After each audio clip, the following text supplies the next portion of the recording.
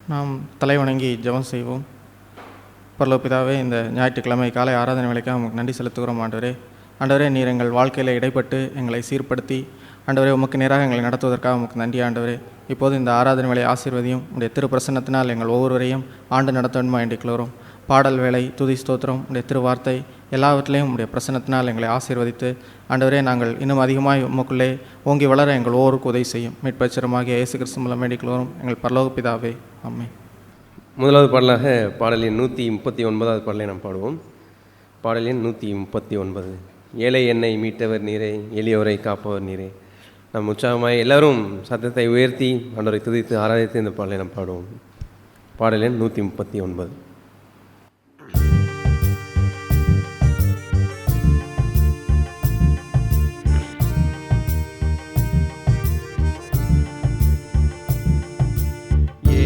என்னை மீட்டவர் நீரே, எளியோரை காப்பவர் நீரே, என் இதய தெய்வமே உமை எப்படி மறப்பேனோ.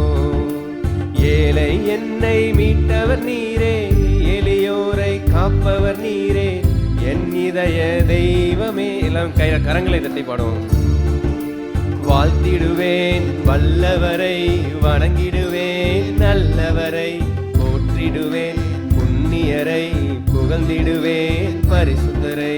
வாழ்த்திடுவேன் வல்லவரை, வணங்கிடுவேன் நல்லவரை, போற்றிடுவேன் புண்ணியரை, புகழ்ந்திடுவேன் பரிசுத்தரை. பாவியாக இருக்கையிலே என் பாசத்தோடு தேடி வந்தீர், பாவமெல்லாம் கழுவிடவே உம் ஜீவன் தந்தீரே. பாவியாக இருக்கையில் என்னை பாசத்தோடு தேடி வந்தீர், பாவமெல்லாம் கழுவிடவே உம் ஜீவன் தந்தீரே. கள்வன் என்று என்னை கண்டீர், கண்டும் என்னை நேசிக்கின்றீர். கள்வன் என்று என்னை கண்டீர், கண்டும் என்னை நேசிக்கின்றீர். காலமெல்லாம் உந்தன் அன்பை நினைக்க வைத்தீர், காலமெல்லாம் உந்தன் அன்பை நினைக்க வைத்தீர். வாழ்த்திடுவேன் வல்லவரை, வணங்கிடுவேன் நல்லவரை, போற்றிடுவேன் புண்ணியரை, புகழ்ந்திடுவேன் பரிசுத்தரை. வல்லவரை, வணங்கிடுவேன் நல்லவரை, போற்றிடுவேன் புண்ணியரை, புகழ்ந்திடுவேன் பரிசுத்தரை. என் வாழ்க்கை படகின் மேலே அலை வந்து மோதின போது, கடல் மீது நடந்து வந்த கர்த்தர் நீர்தானே. என் வாழ்க்கை கடலின் மேலே அலை வந்து மோதின போது, கடல் மீது நடந்து வந்த கர்த்தர் நீர்தானே. அலைகளையும் அதட்டினீரே, புயல் காற்றை அமர்த்தினீரே. அலைகளையும் அமர்த்தினீரே, புயல் காற்றை அமர்த்தினீரே. கரம் பிடித்து எந்தன் வாழ்வை உயரத்தில் நிறுத்தினீரே. கரம் பிடித்து எந்தன் வாழ்வை உயரத்தில் நிறுத்தினீரே. வாழ்த்திடுவேன் வல்லவரை, வணங்கிடுவேன் நல்லவரை, போற்றிடுவேன் புண்ணியரை, புகழ்ந்திடுவேன் பரிசுத்தரை. வாழ்த்திடுவேன் வல்லவரை, வணங்கிடுவேன் வணங்கிடுவேன், நல்லவரை போற்றிடுவேன், புண்ணியரை புகழ்ந்திடுவேன், பரிசுத்தரை. ஏழை என்னை மீட்டவர் நீரே, எளியோரை காப்பவர் நீரே, என் இதய தெய்வமே உமை எப்படி மறப்பேனோ. ஏழை என்னை மீட்டவர் நீரே, எளியோரை காப்பவர் நீரே, என் இதய தெய்வமே உமை எப்படி மறப்பேனோ. வாழ்த்திடுவேன் வல்லவரை, வணங்கிடுவேன் நல்லவரை, போற்றிடுவேன் புண்ணியரை, புகழ்ந்திடுவேன் பரிசுத்தரை. வாழ்த்திடுவேன் வல்லவரை, வணங்கிடுவேன் நல்லவரை, போற்றிடுவேன் புண்ணியரை, புகழ்ந்திடுவேன் பரிசுத்தரை. அல்லேலூயா. தொடர்ந்து அவருக்கு நன்றி உள்ளத்தோடு துதிகளை ஏறெடுக்கும் வண்ணமாக அடுத்ததாக பாடலின் 141வது பாடலை நாம் பாடுவோம். பாடலின் 141. நன்றி பலி பீடம் கட்டுவோம், நல்ல தெய்வம் நன்மை செய்தார், அவர் செய்த நன்மை ஆயிரங்கள் சொல்லி சொல்லி பாடுவேன் என்ற இந்த பாடலை நன்றி உள்ளத்தோடு இந்த பாடலை பாடுவோம்.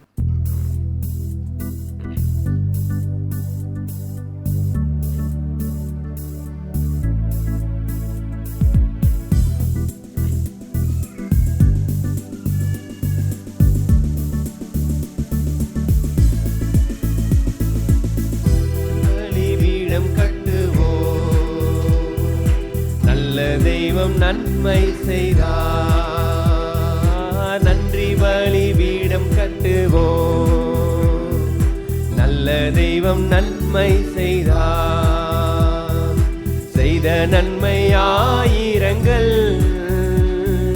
சொல்லி சொல்லி பாடுவே, செய்த நன்மை ஆயிரங்கள் சொல்லி சொல்லி பாடுவே. தகப்பனே நன்மை செய்தீரே, நன்றி தகப்பனே நன்மை செய்தீரே,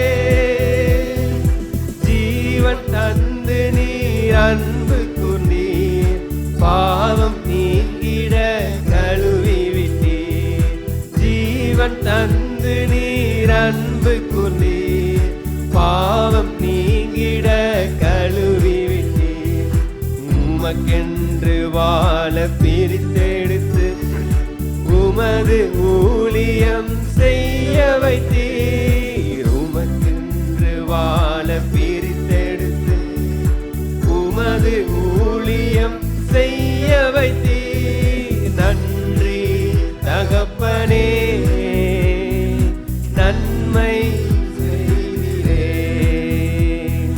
நன்றி தகப்பனே நன்மை செய்தீரே,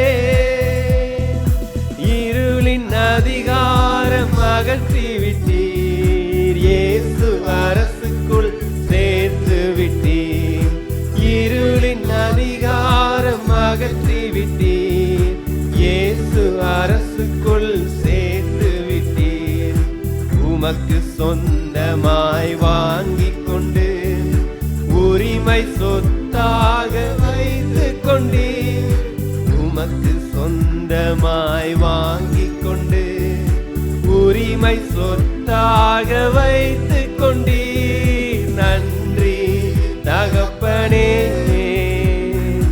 நன்மை செய்தீரே, நன்றி தகப்பனே நன்மை செய்தீரே, புதிய உடன்பாட்டின் அடையாளமாய் புனித ரத்தம் நீர் ஊற்றினீரே, புதிய உடன்பாட்டின் அடையாளமாய் புனித ரத்தம் நீர் ஊற்றினீரே, சத்திய ஜீவ வார்த்தையாலே மரித்த வாழ்வையே மாற்றினீரே, சத்திய ஜீவ வார்த்தையாலே மரித்த வாழ்வையே மாற்றினீரே, நன்றி தகப்பனே நன்மை செய்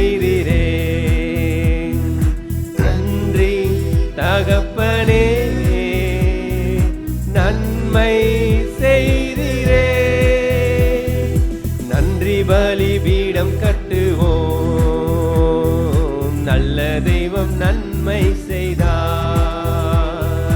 நன்றி பலிபீடம் கட்டுவோம், நல்ல தெய்வம் நன்மை செய்தார். செய்த நன்மை ஆயிரங்கள்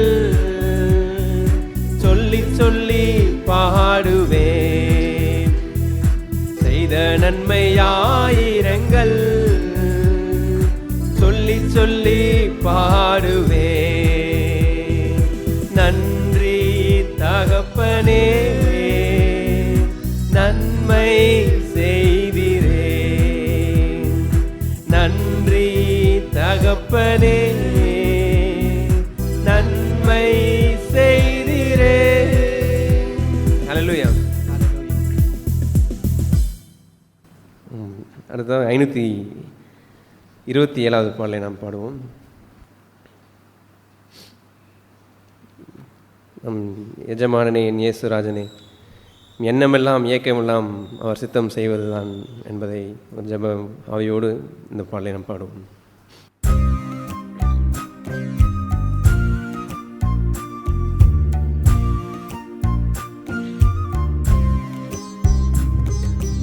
எஜமானனே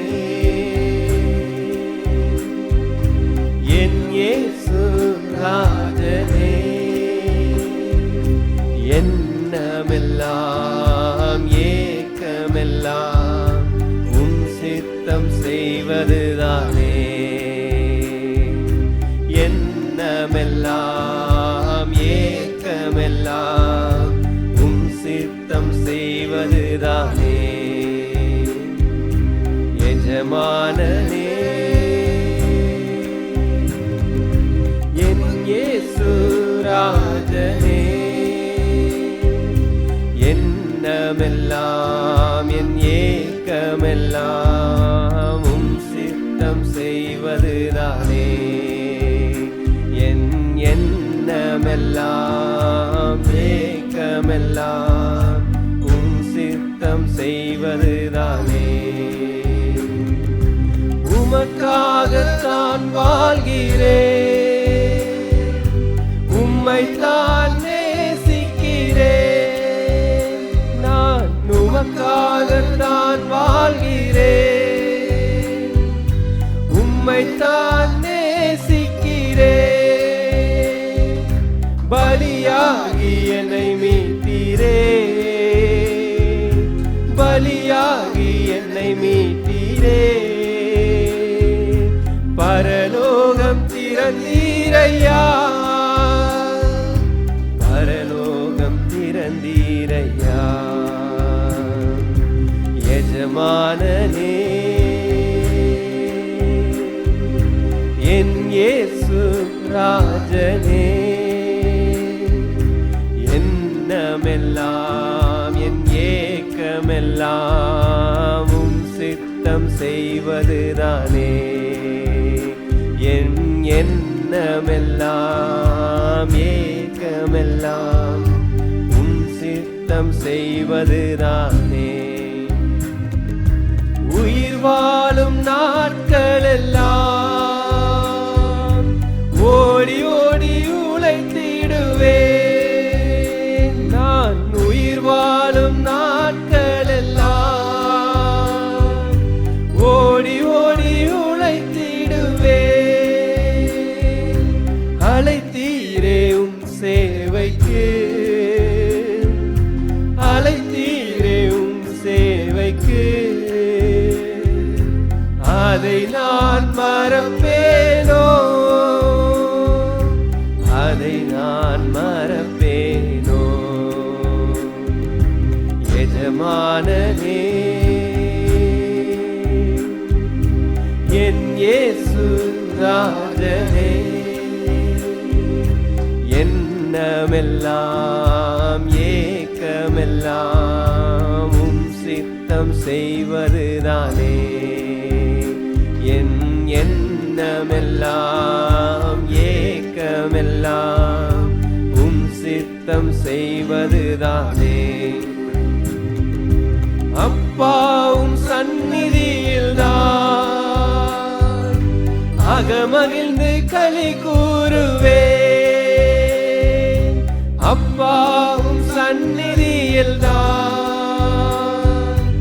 அகமகிழ்ந்து களி கூறுவேன். எப்போது உம்மை காண்பேன், எப்போது உம்மை காண்பேன்.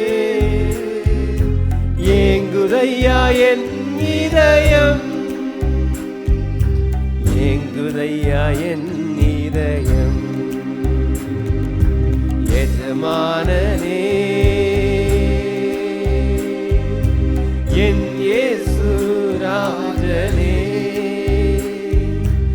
எண்ணமெல்லாம் ஏக்கமெல்லாம் உம் சித்தம் செய்வதுதானே.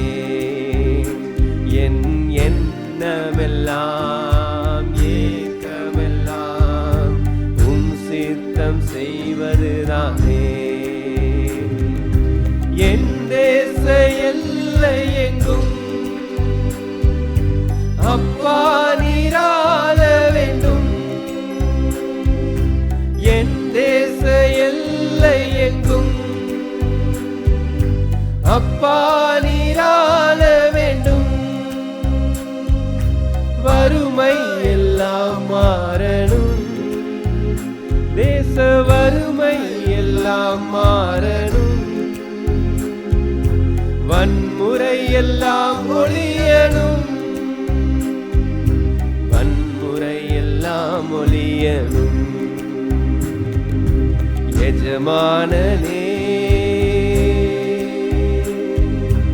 என் இயேசு ராஜனே,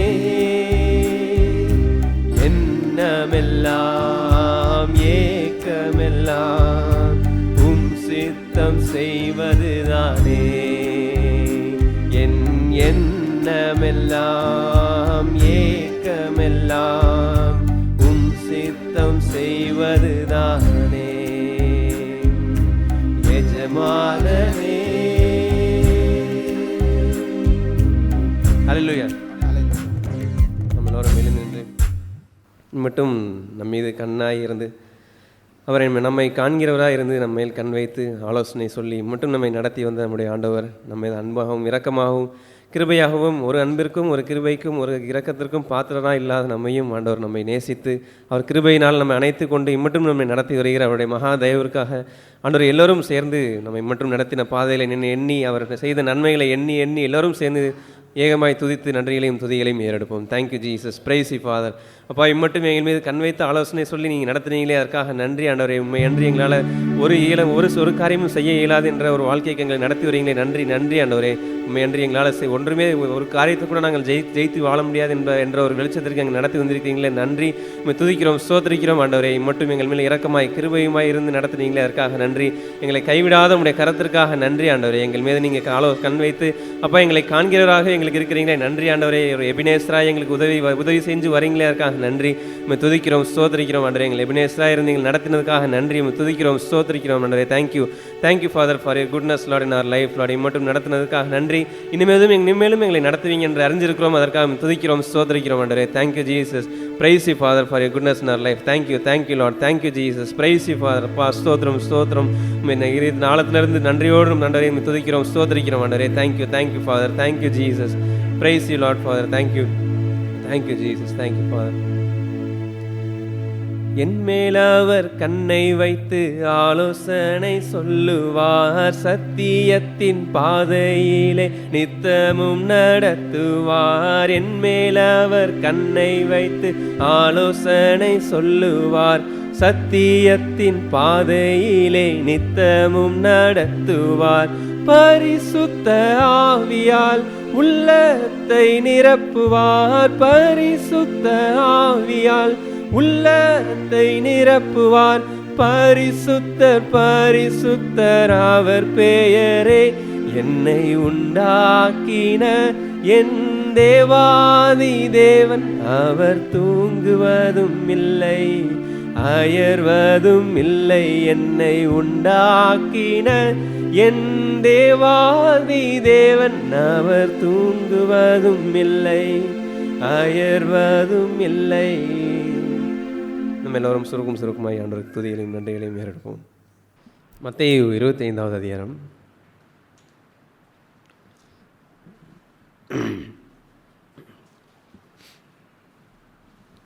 நம் இந்த பூமியில் ஆண்டவர் நம்மளை ரட்சித்து இந்த ரட்சிப்பின் பாதத்திலே நம் ஆண்டவர் நடத்தி வருகிற ஒரு இடத்துல நிற்கும் பொழுது நம்ம எல்லோருக்குமே ஒரு பொறுப்பு இருக்கிறதுன்ற ஒரு காரியம் ஒன்று உண்டு.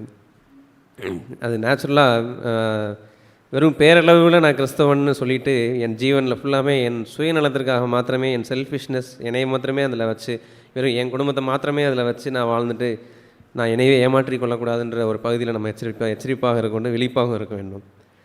இதில் ஆண்டவர் வந்து இந்த அதிகாரத்தில் ஒரு ஆண்டவர் வருகிற நாளில் 31வது வசனத்தில் அவர் செம்மறி ஆடுகளையும் வெள்ளாடுகளையும் பிரிக்கிற ஒரு பங்கை நாம் பார்க்கிறோம். 31வது வசனத்திலிருந்து படித்தோம் அப்படின்னா, அன்றியும் மனுஷகுமாரன் தமது மகிமை பொருந்தினவராய் சகல பரிசுத்த தூதர்களுடன் கூட வரும்பொழுது தமது மகிமையுள்ள சிங்காசனத்தின் மேல் வீற்றிருப்பார். அப்பொழுது சகல ஜனங்களும் அவருக்கு முன்பாக சேர்க்கப்படுவார்கள். மேய்ப்பனானவன் செம்மறியாடையும் வெள்ளாடுகளையும் வெவ்வேறாக பிரிக்கிறது போல அவர்கள் அவரை பிரிக்கிறார் அப்படின்ற ஒரு பகுதியை பார்க்குறோம். செம்மறி ஆடுகள் எல்லாத்தையும் வலது பக்கத்தில் அவங்க தான் நீதிமான்கள்ன்ற ஒரு பகுதியில் செம்மறி ஆடுகள்லாம் வலது பக்கத்திலையும் வெள்ளாடுகளை எல்லாம் தமது இடது பக்கத்திலையும் நிறுத்துவார் என்று படிக்கிறோம். அதில் அந்த தொடர்ந்து படிக்கும்பொழுது, அப்பொழுது ராஜா தமது வலது பக்கத்தில் நிற்பவர்களை பார்த்து, வாருங்கள் என் பிதாவினால் ஆசீர்வதிக்கப்பட்டவர்களே, உலகம் உண்டானது முதல் உங்களுக்கு ஆயத்தம் பண்ணப்பட்டிருக்கிற ராஜ்யத்தை சுதந்திரித்துக் கொள்ளுங்கள். பசியாயிருந்தேன், எனக்கு போஜனம் கொடுத்தீர்கள். தாகமாயிருந்தேன், என் தாகத்தை தீர்த்தீர்கள். அந்நியனாயிருந்தேன், என்னை சேர்த்து கொண்டீர்கள். வஸ்திரமில்லாதிருந்தேன், எனக்கு வஸ்திரம் கொடுத்தீர்கள். வியாதியாயிருந்தேன், என்னை விசாரிக்க வந்தீர்கள். காவலில் இருந்தேன், என்னை பார்க்க வந்தீர்கள் என்பார். அப்பொழுது இதை ஆண்டவர் சொன்னதுக்கப்புறம் அந்த நீதிமான்கள் அவங்களுக்கே தெரியாது இது நாங்கள் எப்போ உங்களுக்கு கொடுத்தோம் அப்படின்னு சொல்லி அடுத்து தொடர்ந்து படித்தோம்னா இருக்கும். அதில் என்ன கேட்பாங்கன்னா, இதெல்லாம் நாங்கள் எப்போ உங்களுக்கு செஞ்சோம், நான் எப்போ வென் யூ ஆர் நேக்கட், நாங்கள் எப்போ உங்களுக்கு வஸ்திரம் கொடுத்தோம், நாங்கள் எப்போ உங்களுக்கு பசியாக இருக்கும்போது சாப்பாடு கொடுத்தோம், நாங்கள் எப்போ நீங்கள் தாகமாக இருக்கும்போது உங்களுக்கு தண்ணீர் கொடுத்தோம், நீங்கள் வந்து ஸ்ட்ரேஞ்சர்ன்னு இருக்குது. அதாவது 35வது வசனத்தில் அந்நியனாக இருந்தேன், என்னை சேர்த்து கொண்டீர்கள். அந்நியனாக இருக்கும் பொழுது நான் எப்போ உங்களை சேர்த்து கொண்டேன் அப்படின்னு சொல்லி அவங்களே அறியாமல் கேட்பாங்க. ஆனால் கிறிஸ்துவை இரட்சகராய் பெற்ற கிறிஸ்து நம்ம இதயத்தில் வாசமாக இருக்கிற ஒவ்வொருத்தவங்களுடைய அடையாளமும் ஆட்டோமேட்டிக்காக அவங்களுக்கே தெரியாது. ஆனால் அவங்கள அறியாமலே ஆண்டவருடைய லைஃப்பை வந்து பிரதிபலித்து பிறரை ஆதாயப்படுத்தும்படியாகவும், அதே போல் எல்லாத்தையும் அவங்க செய்வாங்க. ஆனால் அது ஆண்டவருக்கு செய்கிறோன்னு நினச்சி செய்கிறது கிடையாது. இது நம்ம ஆண்டவருக்கு செய்கிறோம்ப்பா அப்படின்னு சொல்லி, அப்போ இது நான் செஞ்சால் ஆண்டவருக்கு செஞ்சிருக்கிறேன், இதனால் எனக்கு ஒரு பலன் கிடைக்கும் அப்படின்னு நினச்சி செய்யாமல் அவங்க இருதயத்திலேருந்து ஆட்டோமேட்டிக்காக அந்த கம்பேஷன், அவங்க இருதயத்திலேருந்து பிறந்து வரக்கூடிய அந்த அன்பு, அது ஆட்டோமேட்டிக்காக பிறந்து வருது. நீங்கள் வந்து அன்னதானம் கொடுத்தாலும் தானம் தர்மம் பண்ணினாலும் அன்பு இல்லைன்னா ஒன்றும் இல்லைன்னு சொல்லி நம்ம 1 கொரிந்தியர் 13 படிக்கிறோம். அப்போ தன் உடலையே சுட கொடுத்தாலும் படிக்கிறோம். அப்போ இந்த மாதிரி செயல்கள் செய்கிறதுனால இல்லை, அது அந்த அன்புன்ற ஒரு எலமெண்ட் நம்ம பரலோகத்திலேருந்து நம்ம இதயத்தில் பிறக்கக்கூடிய அந்த எலமெண்ட். யாரை பார்த்தாலும் அந்த ஒரு கம்பேஷன், ஆண்டவர் வந்து அந்த அற்புதம் செய்யும் பொழுது அவங்க எல்லார் மேலேயும் மனதுருகி அவங்களுக்கு வந்து அந்த 5000 பேரையும் போஷித்த அந்த ஒரு பங்கு இருந்தாலும், அதுக்கு அடுத்த பகுதியிலையும் சொன்னார், வெறும் இந்த பூமிக்கு உலகத்துக்குரிய காரியங்களுக்கான என்னை பின்பற்றாதீங்கன்னு சொன்னார். ஆனால் அவர் இதயத்தில் எப்பொழுதுமே அந்த கம்பேஷன் இருந்துகிட்டே இருந்தது. நம்ம லைஃப்லையுமே நம்ம இந்த அதிகாரம் ஆரம்பிக்கும் போதும் பார்க்குறோம், அந்த புத்தி உள்ள கன்னிகைகள், புத்தி இல்லாத கன்னிகைகளை பற்றியும் வரும். அதுலேயும் புத்தி இல்லாத கன்னிகைகளும் எல்லாருமே எப்படின்னா ஒரு கிறிஸ்தவர்கள்ன்ற பேரை வச்சுட்டு நம்ம லைஃப்பில் வந்து வெறும் எண்ணெயை சேர்க்காமல், உள்ளே இருக்கிற இன்னர் லைஃப்பை நம்ம சேர்க்காமல் நம்ம வாழ்ந்தோம் அப்படின்னா கடைசி நாளில் வெட்கப்பட்டு போயிடும். இங்கே நம்ம படிக்கிறோம், இதே அதிகாரத்திலே நம்ம படிப்போம். இது 2வது இப்படி சொல்லிவிட்டு நீங்கள் இந்த ஆண்டவர் என்ன சொல்லுவாரோ, நாங்கள் எப்போ உங்களுக்கு செஞ்சோம் அப்படின்னு அவங்க கேட்பாங்க. அப்போ கேட்டும் பொழுது ஆண்டவர் என்ன சொல்லுவார்னா, இப்போ 40வது வசனத்தில், அதற்கு ராஜா பிரதியுத்தரமாக, மிகவும் சிறியவராகிய என் சகோதரரான இவர்களில் எப்படி சொல்கிறாங்க, பிரதரன்னு சொல்கிறார். அப்படின்னா நான் என்னுடைய மனைவியாக இருக்கலாம், என்னுடைய பிள்ளைங்களாக இருக்கலாம், என் சபையாராக இருக்கலாம், ஆனால் எப்படி என்னுடைய எனக்கு சிறியவர்களாக இருந்தாலும் பரவாயில்ல, இப்போ தான் ஆண்டவருக்குள்ளார வந்திருந்தாங்கன்னா கூட பரவாயில்ல, அப்படிப்பட்டவங்களுக்கு நீங்கள் இவர்களில் ஒருவனுக்கு நீங்கள் எதை செய்தீர்களோ அதை எனக்கே செய்தீர்கள் என்று மெய்யாகவே உங்களுக்கு சொல்லுகிறேன் என்பார். அப்புறம் அடுத்து மாறாக என்ன சொல்லுவார்னா, இடது பக்கத்தில் இருக்கிற அந்த வெள்ளாடுகளை பற்றி ஆண்டவர் என்ன சொல்லும் பொழுது, அப்பொழுது இடது பக்கத்தில் நிற்பவர்களை பார்த்து அவர் சபிக்கப்பட்டவர்களே அப்படின்னு சொல்லுவார். என்னை விட்டு பிசாசுக்காகவும் அவன் தூதர்களுக்காகவும் ஆயத்தம் பண்ணப்பட்டிருக்கிற நித்திய அக்கினியிலே போங்கள் அப்படின்னு சொல்லி அவர் அனுப்புகிற அந்த ஒரு ஒரு ஒரு வீரியமான ஒரு சீரியஸான ஒரு பாட்டை இங்கே நம்ம பார்க்குறோம். அப்போ அதே இதை சொல்கிறார், நான் பசியாக இருந்தேன், அப்போ நீங்கள் எனக்கு போஜனம் கொடுக்கலை அப்படின்னு சொல்லி என்னெல்லாம் நீங்கள் பண்ணீங்கன்னு நீதிமான்களாக இருந்த அந்த ஒரு செம்மறி ஆடுக்கு சொன்னாரோ அதெல்லாம் நீங்கள் செய்யலைன்னு சொல்லி வெள்ளாடுகளுக்கு சொல்கிறார். சொல்லிவிட்டு கடைசியில் அப்போ இவங்கெல்லாம் திரும்ப கேட்குறாங்க, நாங்கள் எப்போ உங்களுக்கு செய்யலை அப்படின்னு சொல்கிறாங்க. அப்போ கேட்கும் பொழுது அப்போ அவர் என்ன சொல்கிறாருன்னா, அப்பொழுது அவர்களுக்கு 45வது வசனத்தில் பிரதியுத்தரமாக, மிகவும் சிறியவர்களாகி இவர்களில் ஒருவனுக்கு நீங்கள் எதை செய்யாதிருந்தீர்களோ அதை எனக்கே செய்யாதிருந்தீர்கள் என்று மெய்யாகவே உங்களுக்கு சொல்லுகிறேன் என்பார். அந்தபடி இவர்கள் நித்திய அக்கினியை அடையவும் நீதிமான்களோ நித்திய ஜீவனை அடையவும் போவார்கள் என்றார் அப்படின்ற ஒரு காரியத்தை நம்ம படிக்கிறோம். அப்போ இதில் சொல்லும் பொழுது நான் நிர்வாணமாக இருக்கும் பொழுது எனக்கு நீங்கள் வஸ்திரம் இல்லாத இருக்கும் பொழுது நீங்கள் எனக்கு வஸ்திரம் கொடுத்தீங்க அப்படின்னு சொல்கிறாரு. அப்போ நம்ம லைஃப்பில் கண்டிப்பாக நம்மளுடைய மனைவியாக இருக்கலாம், நம்மளுடைய பிள்ளைங்களாக இருக்கலாம், நம்ம சுற்றி இருக்கிற நம்ம நெய்பர்ஸ், நம்ம இருக்கிற சுற்றி இருக்கிற நம்ம சபையில் இருக்கிற சகோதரிகளாக இருக்கலாம். எதில் ஒரு சூழ்நிலையிலையும் ஏதாவது இந்த மாதிரி இடத்துல இருக்கவங்கள நம்ம லைஃப்பில் ஆண்டவர் அனுமதிப்பார்.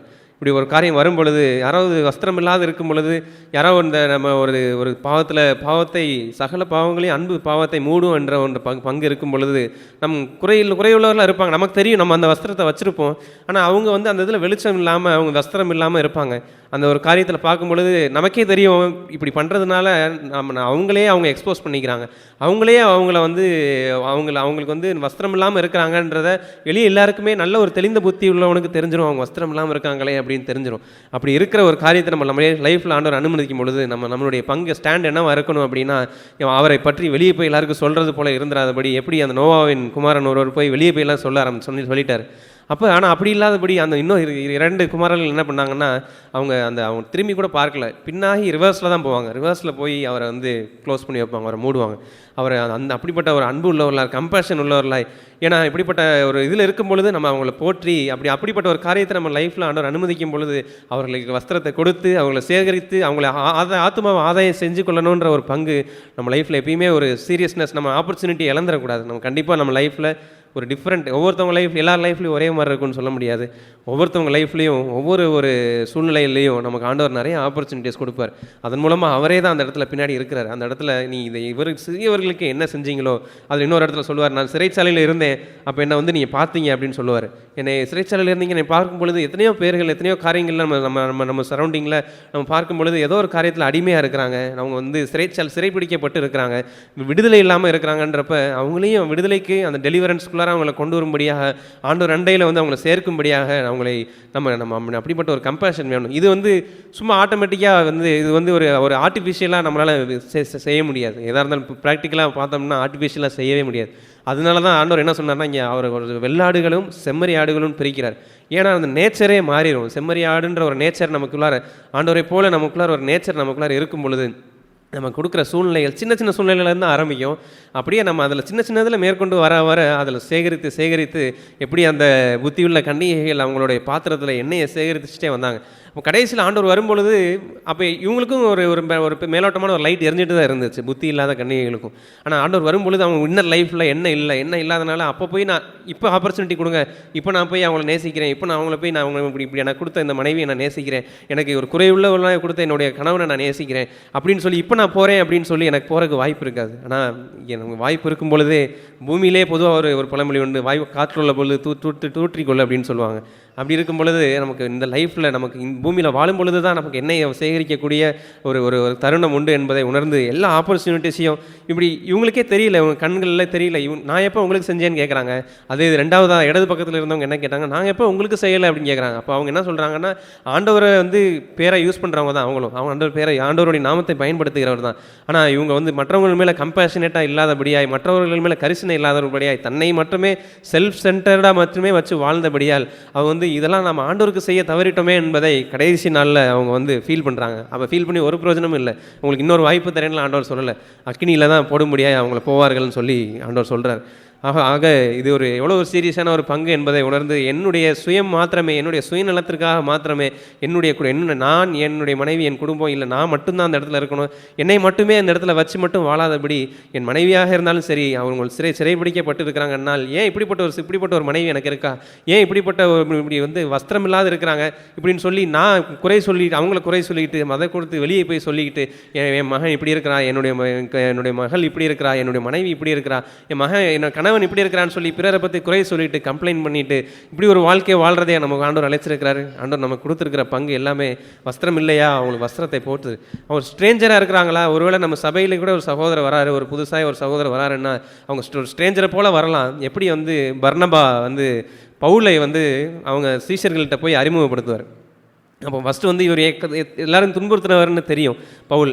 அப்போ எல்லாருமே ஒரு ஒரு ஒரு ஏற்றுக்கொள்வதற்கு ஒரு சின்னதாக ஒரு சலசலப்பு இருக்கும் பொழுது பர்னபா என்ன பண்ணுவார்னா, அவங்க அந்த பவுலை கொண்டு திரும்ப அவரை பற்றி சொல்லி, இவர் மாறிட்டார், ஆண்டவர் இப்படி சந்திச்சிருக்கிறார் அப்படின்னு சொல்லி அந்த ஒரு ஸ்ட்ரேஞ்சர் போல தான் வந்தார் ஒரு பவுல்.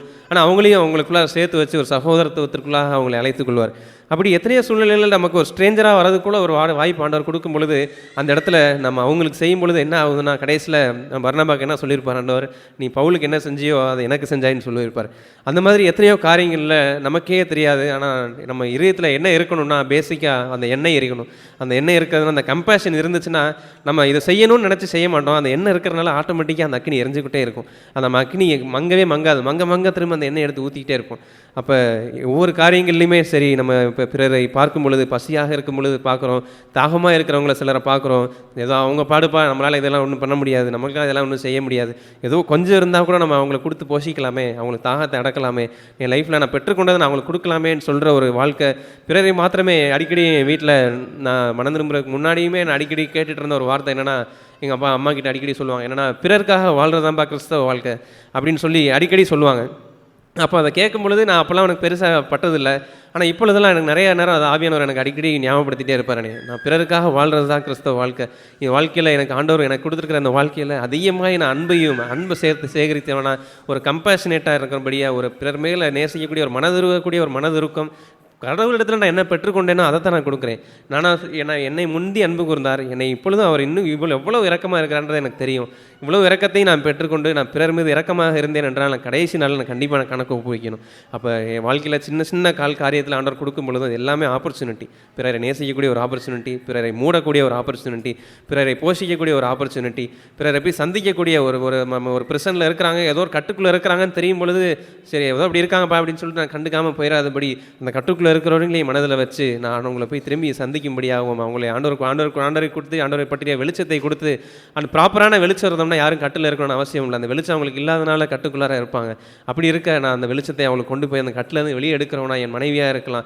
எந்த சூழ்நிலையிலையும் மனம் தளர்ந்துராதபடி, எந்த சூழ்நிலையிலையும் இவங்க இப்படி தான் அப்படின்னு சொல்லி விட்டுறாதபடி, என் ஆண்டவர் கொடுத்துருக்கிற இந்த சந்தர்ப்பங்கள் எல்லாத்தையும் நான் பயன்படுத்தி என் பாத்திரத்தில் நான் எண்ணெய் சேகரிக்கவனாகவும், கடைசியில் ஆண்டவர் வாயிலிருந்து ஆண்டவர் நீ வலது பக்கத்தில் நிற்கிறக்கூடிய ஒரு செம்மறி ஆட்டின் கூட்டத்தில் நான் நிற்கும்படியாகவும் ஆண்டவர் வாழும்படியாக எனக்கு உதவி செய்வார் நான் நம்புகிறேன். அதேபடி இந்த வாழ்க்கையை சபையாக நம்ம எல்லோரும் வாழ்வோம்.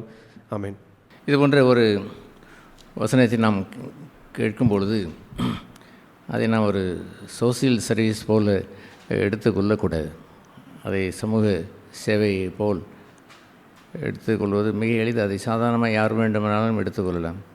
வஸ்திரம் இல்லாதவனுக்கு வஸ்திரம் கொடுப்பது, தாகம் உள்ளவனுக்கு தண்ணீர் கொடுப்பது, பசியாக இருக்கும் பொழுது அவனுக்கு போஜனம் கொடுப்பது என்றெல்லாம் இருப்பதை அது மிக எளிது. அதை ஒரு சமூக சேவை நம்ம கேட்டதை போல், நீ அன்னதானம் கொடுத்தால் என்ன, அல்லது உடலை சுட கொடுத்தால் என்ன, அங்கே த டிவைன் லவ், திவ்ய அன்பு என்பது மேலானது. அந்த திவ்ய அன்பானது நாட் வித் எக்ஸ்டர்னல் திங்ஸ், வெளியே உள்ள அந்த காரியத்தை வைத்து அல்ல. இட் ஷுட் பி ஸ்பிரிச்சுவல், அது ஆவிக்குரியதாக இருக்க வேண்டும். ஒரு மனிதன் உள்ளான காரியத்திலே அவன் உண்மையாக இருக்கும்பொழுது வெளியே உள்ள காரியம் ஆட்டோமேட்டிக்காக அது நிகழ்ந்துவிடும். கிறிஸ்டியன், ஒரு கிறிஸ்தவன், நிச்சயமாய் அவன் அந்த ஒரு நெய்பர் என்று ஆண்டவர் அவனை யார் எனக்கு பிறன் என்று கேட்டபொழுது, குற்றுயிராய் அடிபட்டு கிடந்த ஒருவனை நேசித்து அவனை தூக்கி வைத்து அவனை கலையில் கூட்டின் மேல் ஏற்றி சத்திரத்தில் ஒப்பு கொடுத்து செலவு செய்து திரும்பவும் அவனை பார்த்து அவனை விசாரித்து அவனை அந்த நம்ம எல்லோரும் சொல்கிற நல்ல சமாரியன் என்று சொல்லுகிறோம். அவனுடைய சொந்த ஜனமே யூதர்கள் எல்லாம் சொந்த யூதன் தான் அடிபட்டு கிடக்கிறான், ஆனால் அவன்தான் உனக்கு பிறன் என்று சொன்னார். அந்நியன் என்று எண்ணாதே, அவன் யூதன் அல்ல என்று நீங்கள் எண்ணுகிறீர்களே, அது அல்ல. யூதனால் அல்லாதவனாய் அவன் இருந்தாலுமே கூட he is the good neighbour, அவன் தான் உனக்கு பிறன் என்று அவர் ஆண்டவர் எடுத்து சொன்னார். ஆகவே தட் இஸ் வெரி நேச்சுரல். அது உள்ளே சுத்தமாக இருந்தாலும் வெளியே தானாகவே அது வந்து சேரும். ஒரு உண்மையாய் தேவனை நேசிக்கிற ஒரு மனிதனுடைய இருதயத்திலிருந்து அவன் தேவனையும் நேசிப்பான். தேவன் நேசிக்கிற நேசத்திலேருந்து இட் பபுள்ஸ் ஆகுது, புரண்டு ஓடி வந்து இட் லவ் எவ்ரி ஒன், எல்லோரையும் அவன் நேசிப்பான். தன் அருகில் உள்ள பிறனையும் நேசிப்பான், அந்நியனையும் நேசிப்பான். நான் அந்நியனாய் கண்டேன் என்று அவன் கேட்கிறதை அவன் ஆச்சரியமாய் கேட்கிறதை போல் அவன் கேட்கிறான். But it is natural. இயற்கையாகவே அந்த அந்நியனை, ஒரு பிறனை பக்கத்து வீட்டுக்காரர், ஒரு முஸ்லீமோ அல்லது இந்துவோ அல்லது குடியாரனோ அல்லது துன்மார்க்கம் செய்கிறவனோ யாராக இருந்தாலும், ஈவன் சத்ருவோ, உங்களுக்கு விரோதமாக எழும்புகின்ற ஒரு விரோதியோ யாராக இருந்தாலும், இட் இஸ் நேச்சுரல், தானாகவே அந்த நேசம் உண்டாகும். ஆகவே இது போன்ற இந்த 25ஆம் இந்த அதிகாரத்தை வாசிக்கும் பொழுது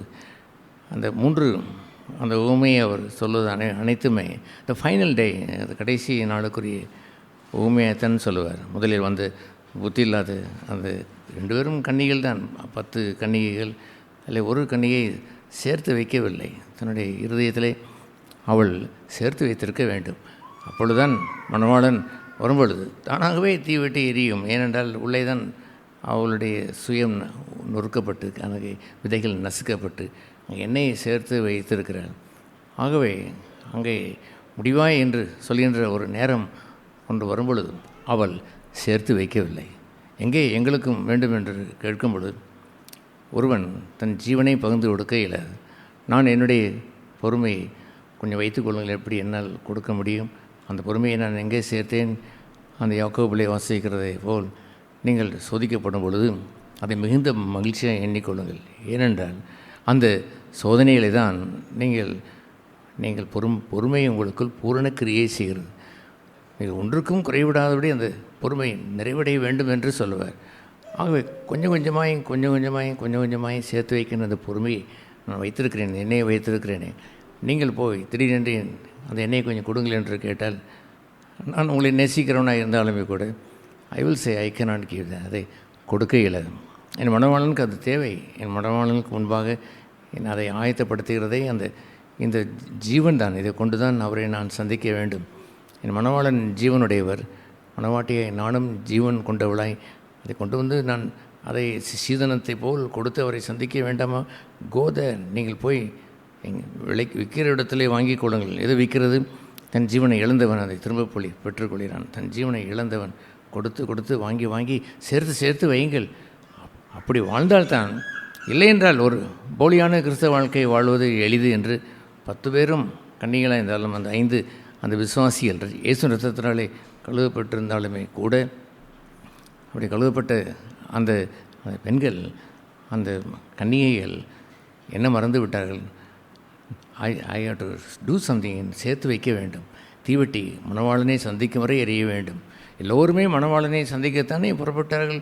அப்படி இருக்கும் பொழுது, அந்த பயணம் தூரமாக இருக்கும் பொழுது அவரை சந்திப்பதற்கு தேவையான சீதனங்கள் உண்டா? அந்த நாட்களில் கல்யாணங்களை செய்யும் பொழுது சீதனம் என்று இங்கே வேதத்தில் குறிப்பிடவில்லை. நீங்கள் யாரும் சீதனம் என்று நாம் அங்கீகரிக்கிறோம் என்று எண்ணாதீர்கள். ஆனால் அந்த தலையில் அந்த பெட்ரமாசலையை வைத்துக்கொண்டு பெரிய ஒரு ஊர்வலம் சீதனத்தை வைத்துக்கொண்டு சேலையை பட்டு அது இது என்றெல்லாம் வைத்துக்கொண்டு அங்கே கொண்டு வந்து மணவாளனுக்கு முன்பாக கொண்டு வந்து வைக்க வருவார்கள். அதுபோல் அவரை சந்திக்கின்ற ஒரு ஆயத்த நிலையிலே, if you not gathered anything, ஒன்றை நீங்கள் சேர்த்து வைக்கவில்லை என்றால், ஆப்பிள், ஆரஞ்சு அல்லது இன்னமோ சேலைகள், அந்த நகைகள் என்றெல்லாம் வைத்து கொண்டு வருகிறார்களே, அது இல்லை என்று சொன்னால், how can you make the procession? இங்கே போய் அதை கொடுக்க முடியும். நான் ஒரு பொதுவான ஒரு ரஃபான ஒரு உதாரணத்தை போல் சொல்கிறேன். அது அவ்வளோ பொருத்தமாக என்று தெரியவில்லை. ஆனாலும் இந்த டைரக்ட் பாயிண்ட் என்னவென்று சொன்னால், நம்ம சொல்ல வேண்டிய செய்தி என்னவென்று சொன்னால், to meet the bridegroom, மணவாளனை சந்திக்க வேண்டும் என்றால், நீ மணவாளியாய்த்தானே இருந்து அதை சந்திக்க வேண்டும் என்றால், மணவாளனுக்கு ஒப்பான இந்த ஜீவியத்தை வைத்திருக்க வேண்டாமா?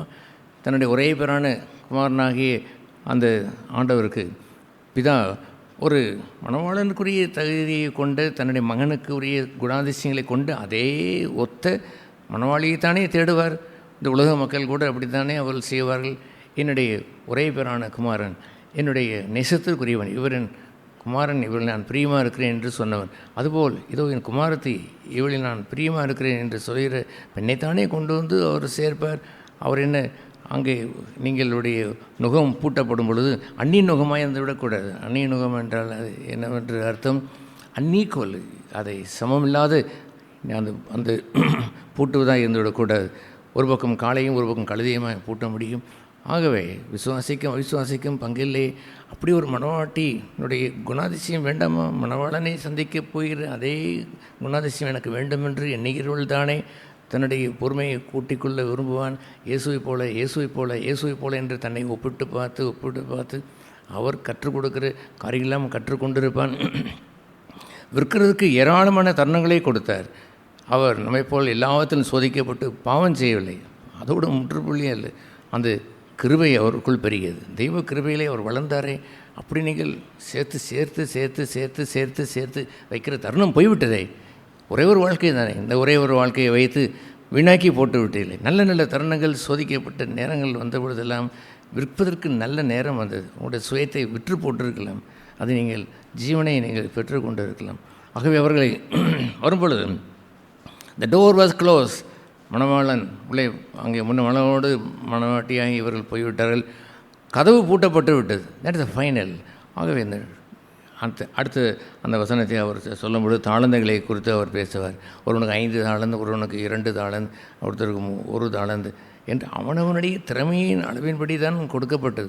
அந்த திறமையை அவன் வைத்து கர்த்தருக்கென்று அவன் ஊழியம் செய்திருக்க வேண்டும். அவன் கர்த்தருக்கென்று அதை பிரயாசப்பட்டிருக்க வேண்டும். துரதேசத்திற்கு போய்விட்டு அவன் திரும்ப வரும்பொழுது அவன் இவர்களை பார்த்து விசாரிக்க, அவள் 5 தாளந்துகளை கொண்டவன் இன்னும் 5 தாளந்துகளை அவன் சம்பாதித்து வைத்திருக்கிறான். அதை அவன் கர்த்தருக்கென்று நிறைய ஊழியங்களை அவன் செய்து வைத்திருக்கிறான். ஆகவே அவனுக்கு மறுபடியும் ஒரு 5 தாளந்தை கொடுத்து வாழ்க்கை என்று அவனை வாழ்த்தி இன்னும் தொடர்ந்து செய் என்று அவரை சொல்லுகிறார். ஏனென்றால் ஹீ கிவ்ஸ் யாருக்கு அவர்களுக்கு அந்த எபிலிட்டி, அதை தமிழ் எப்படி வாசிக்கிறோம், அவனுக்கு யாருக்கு அதை திறமை இருக்கிறதோ அவருக்கு தான் அதை அவர் கொடுத்து சென்றார். எவனுக்கு அந்த திறமை இருக்கிறது என்று கண்டு கொடுப்பார். உங்களுக்கு 1 தான் திறமை இருக்கும் பொழுது 5 தாளந்தை கொடுத்து விட மாட்டார். 2 தான் திறமை இருக்கும் பொழுது அதை 5 தாளந்தை கொடுத்து விட மாட்டார். அல்லது 5 தாளந்தை கொடுக்க வேண்டிய ஒரு மனிதனுக்கு போய் 1 தாளந்தை கொடுக்க மாட்டார். He find he is able, அவன் திறமை உண்டவன் என்று அறிந்து கொடுத்தார். Hallelujah. If I do some ministry, நான் ஒரு ஊழியம் ஒன்றை நான் செய்வேன் என்று நான் சொன்னால் அதை என்னை திறமையொன்றை நம்பித்தான் ஒப்பு கொடுத்தார். என்னை நம்பி அவர் இந்த ஊழியத்தை ஒப்பு கொடுத்தார் என்று சொன்னால் நீங்கள் ஒப்பிட்டு பார்த்து அவர்களெல்லாம் 2 தாளம் தானே செய்கிறார்கள், நான் இதற்கு 5 தாளந்தையும் பயன்படுத்த வேண்டும் என்று தொங்கிக் கொண்டு இருந்து விடக்கூடாது. You must know that God has given this talent. இதை மற்றவன் செய்ய இயலாது, நான் செய்ய வேண்டும் என்று என்னை நம்பி என்னை இந்த ஊழியத்திற்கு ஒப்பு கொடுத்தார் என்று அதை அவன் பிரயாசப்பட்டிருக்க வேண்டும். அதுபோன்ற ஒரு பிரயாசத்தை செய்யும் பொழுது அவன் ஒப்பிட்டு பார்த்து அவர்களெல்லாம் செய்வதில்லை என்று போட்டு போவானா? 100க்கு 100 இல்லை.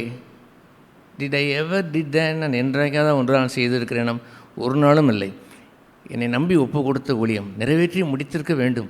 இத்தனை தேதி முடிக்க வேண்டுமா, அந்த நாளை முடிக்க வேண்டும், அந்த ஊருக்கு போக வேண்டும், இந்த ஊருக்கு போக வேண்டும், ஆத்துமாக்களை ஆதாயம் பண்ண வேண்டும், அங்கே போய் செய்து தர வேண்டும் என்றெல்லாம் விருப்புதலை ஊன் உறக்கம் இல்லாது என்று சொல்வதை போல்தான் கடும் பிரயாசம் எடுத்து எனக்கு தந்த தாளந்தை ஐ யூஸ் தென், அதை செய்திருக்க வேண்டும்.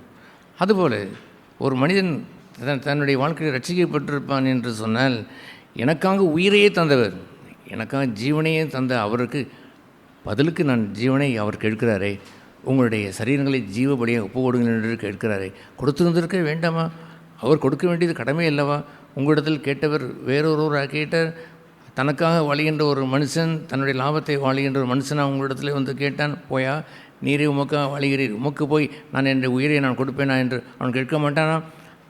கொடுத்தவர், கேட்கிறவர், தன் ஜீவனை கொடுத்தவர். ஜீவனை கொடுத்தவர் நம் ஜீவனை கெடுக்கிறாரே. கொடுப்பது தானே நல்லது. முதலாவது அவர் செய்து முடித்து விட்டார். கொடுப்பேன் என்று சொன்னால் கூட சந்தேகம் உண்டாகும். கொடுத்தவர், தன்னையே ஒப்பு கொடுத்தவர், ஹி கேவ் ஹிம்செல்ஃப், தன் முழுமையும் ஒப்பு கொடுத்தவர், சபையை நேசித்து ஒப்பு கொடுத்தவர், நீங்களும் ஒப்பு கொடுத்து வாழுங்கள் என்று சொல்லி அவனவனுடைய திறமையின்படி தான் கொடுப்பார். ஆகவே அவன் என்ன எண்ணிவிடக்கூடாது என்றால் அதை ஒப்பிட்டு பார்த்து, சுசேஷன் என்ன எண்ணிவிடக்கூடாது என்றால் நான் ஒரு பிரசங்கம் தான் நல்லது என்று எண்ணிவிடக்கூடாது. அவன் சுசேஷ ஊழியத்தை அவன் பல இடங்களில் போய் சொல்லுகிறான் என்று சொல்லி அவன் இருப்பதற்குரிய கிருபையை பெற்றிருப்பான், அவன் செய்ய வேண்டும். அதை சுசேஷன் உண்மையை செய்திருப்பான் என்று சொன்னால் அவனோடு அதை சேர்த்து போத ஊழியத்தையும் கொடுத்தாலும் கொடுப்பார். ஏன் கொடுத்தார்? ஹி ஃபவுண்ட் இன் ஃபெய்த்ஃபுல், உண்மையில் அவன் என்று கண்டார். ஆகவே அவனை அநேகத்திற்கு அதிகாரி வைப்பார். முந்தினோர் பிந்தினோராயும் மாறுவார்கள். கொடுத்த ஊழியத்தை சரியாக செய்யாதவர்களை பிந்தினவர்களை வைத்துவிட்டு பிந்தினவர்களை கொண்டு வந்து முந்தினோராக வைப்பார். We are handling with the kingdom of God. தேவன் ராஜ்யத்தோடு புலங்குகிறோம் சகோதர சகோதரிகளே. We handle with God. தேவனோடு நாம் பொருந்தி வாழுகிறோம் என்ற உணர்வு வேண்டாமா? சத்தியங்களை வாசித்து அதையெல்லாம் விளங்கி அறிந்து கொண்டு நீங்கள் கண்ணீர் கொடுத்திருந்திருக்க வேண்டாமா?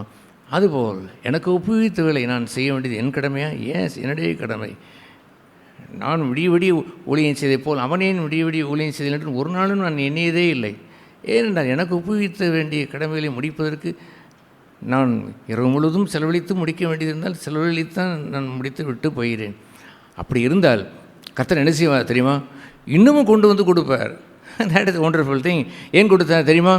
He knows he is delighted in the ministry. தன்னுடைய ஊழியத்திலே மகிழ்ந்து செய்கிறான். அவனை பார்த்து என்ன சொன்னார்? பிதாவின் சந்தோஷத்திற்குள் பிரவேசி என்று அவனை அழைப்பார். பிதா உண்மையில் சந்தோஷமாக இருக்கிறார், நீயும் அவருக்கு சந்தோஷமாக இருந்தாய். Come enter into the joy of your Father. உன்னுடைய பிதாவின் சந்தோஷத்திற்கு பிரவேசி என்று அவர் அழைத்தார். ஏன் அழைத்தார்? அந்த 100வது சங்கீதத்தில் நான் வாசிக்கிறதை போல் serve the lord with gladness. கர்த்தருக்கு மகிழ்ச்சியோடு நீங்கள் ஊழியம் செய்யுங்கள் என்று செய்கிற பங்கை தெரிந்து கொண்டான். கசப்போடு இல்லை, முறுமுறுப்போடு இல்லை. நஷ்டங்கள், வேதனைகள், துன்பங்கள், தியாகங்கள் என்று வருவது எல்லாம் மகிழ்ச்சியோடு அவன் செய்கிறான். ஆகவே he was so happy about that. மகிழ்ந்து களி கூர்ந்து அந்த 5 தாளந்தை செம்மையாய் பயன்படுத்தினவனுக்கு இன்னொரு 5 தாளந்தை அவர் கொடுத்தார். அவருக்கு தெரியும் இவனுக்கு அடுத்த 5 கொடுத்தாலும் செய்வான் என்று தெரியும். இவன் வெறும் சுசேஷன் இருந்தவனுக்கு அவனுக்கு ஒரு மெய்ப்பனின் ஊழியத்தை கொடுத்து அல்லது இன்னொரு போதக ஊழியத்தை சேர்த்து கூட கொடுப்பார். He will do that. There is no order. அங்கே ஒரு ஆர்டர்லாம் இருப்பதில்லை. He will suffer. அதை அவனுக்கு ஏற்ற விதமாய் இன்னொன்றை சேர்த்து வந்து கொடுத்துருப்பார். குறுக்கு வழி என்று சொல்வது இந்த மனுஷியத்துக்குரியது. இந்த உலகத்தில் உள்ள மனுஷியத்தை போலவே சபையிலும் சில மனுஷியும் கொண்டிருப்பார்கள். அவர்கள் உண்மை, உத்தமம், தேவனுடைய பங்கு, தேவனுடைய ஆளுகை, தேவன் என்ன மாற்றுகிறார், என்ன செய்கிறார் என்பதெல்லாம் விளங்குவதில்லை. நான் ஏன் முன்னால் வந்திருக்கக்கூடாது, நான் ஏன் இதை செய்திருக்கக்கூடாது, என்னை ஏன் இப்படி கூப்பிட்டுருக்கக்கூடாது, அதை செய்திருக்கக்கூடாது, இதை செய்திருக்கக்கூடாது என்று சொல்வதெல்லாம் மனுஷியம். Who make the சஃபில்? ஒன்றை மாற்றி அமைப்பது யார் என்று தெரியுமா? It is God. தேவன் ஆளுகின்ற ஒரு சபை அதுதான் நடக்குமே அல்லாமல் அரசியலை புகுத்தி விளையாண்டவர்களை குறித்து நம்முடைய சபையிலே கண்கூடாய் நாம் பார்த்துருக்கிறோமே, அப்படி நம்மிடத்தில் இருந்து விடக்கூடாது. If you are faithful what God is committed. ஒரு தாளந்து உடையவனுக்கு அவனுடைய 5 தாளந்தை கொடுக்க மாட்டார். அவனுக்கு தாங்கக்கூடிய அவனுடைய எபிலிட்டி அவ்வளவுதான் என்று கொடுத்து வந்திருப்பார். But if he is faithful, அது உண்மையில் அவனாக இருந்திருப்பார் என்று சொன்னால் என்ன செய்திருப்பார்? இன்னொரு தாளந்தை கொடுத்திருப்பார். அதில் உண்மையிலான இருந்தால் 2 தாளந்தை பெற்றுவிட்டான், இன்னொரு 2 தாளந்தை கொடுத்திருப்பான். அதில் உண்மையிலான இருந்தால் 3 தாளந்தை கூட சேர்த்து கொடுத்திருப்பார்.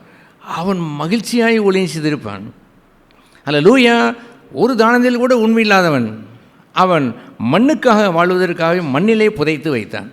மண்ணிலே புதைத்து வைத்து விட்டு என்ன ஆர்டினரி சாதாரண ஒரு தாளந்து மண்ணுக்காகவே அவன் வாழுகின்றன இருக்கிறானே அல்லாமல் விண்ணரசருக்கு ஒப்பு கொடுக்க வேண்டும் என்ற அவன் ஊழியங்களையும் அவன் கடமைகளையும் தன் ஜீவியத்தினுடைய காரியங்களையும் அவன் ஒப்பு கொடுத்து அவன் செய்தான்.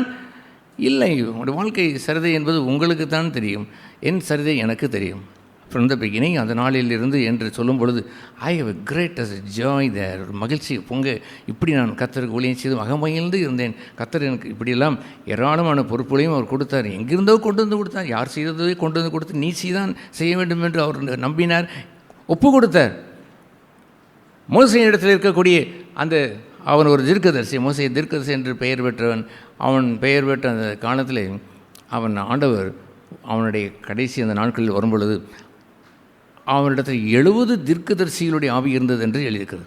எத்தனை தீர்க்கதரிசி இருந்திருக்க வேண்டும்? மற்றவர்கள் வந்திருந்திருக்க வேண்டும். அத்தனை பேருடைய ஆவிக்கும் அங்கே தோற்று போக அத்தனை கொண்டு வந்து இவனிடத்தில் கொண்டு வந்து வைத்து விட்டார். ஒரு நாள் வந்தது, அவன் தன்னுடைய ஊழியத்தை ஒப்பு கொடுத்து போக வேண்டிய நாள் வந்த பொழுது த லார்ட் சா தட், கண்டார். ஒரு 70 பேர் மேல் அங்கே அவர் கண்டு பிரித்து கொடுத்த பொழுது மோசேயும் அகமையில் தான். தட்ஸ் ரைட், இதுவரைக்கும் நான் செய்தேன், இப்பொழுது அவர்களும் அந்த தீர்க்க தரிசனம் சொல்வதை கேட்டு மகிழ்ச்சி அடைகிறேன் என்று அவன் சொன்னான். அல்லேலூயா! அப்படி இருந்திருக்க வேண்டும். உங்களை நம்பி ஒப்பு கொடுத்திருக்க வேண்டும். சாதாரண உலகத்தில் உள்ள ஒரு ப்ரொமோஷன், சாதாரண சர்வெண்ட்டாக இருந்து சூப்பரண்டாக மாறிவிட்டானாம், இவ்வளோ மேனேஜராக மாறிவிட்டானாம், அளவாக செய்வான். ஐயோ, எனக்கு மேனேஜர் போஸ்ட்டு கிடைத்து விட்டதே, என்ன செய்வது, முழு பொறுப்பும் வந்து விட்டதே, நான் இப்பொழுது மேனேஜர் இருக்கிற அப்படின்னாலும் எல்லோரும் போய்விடுவார்கள், நான் தான் பேங்க் மேனேஜர், உள்ளே உட்காந்து கணக்கு பார்த்து 9 மணி 10 மணிக்கு நான் போக வேண்டும் என்று அவன் அழுவானா? என்ன செய்வான்? He is a happy man. Since I am the manager, I have this responsibility என்று செய்வான் அல்லவோ?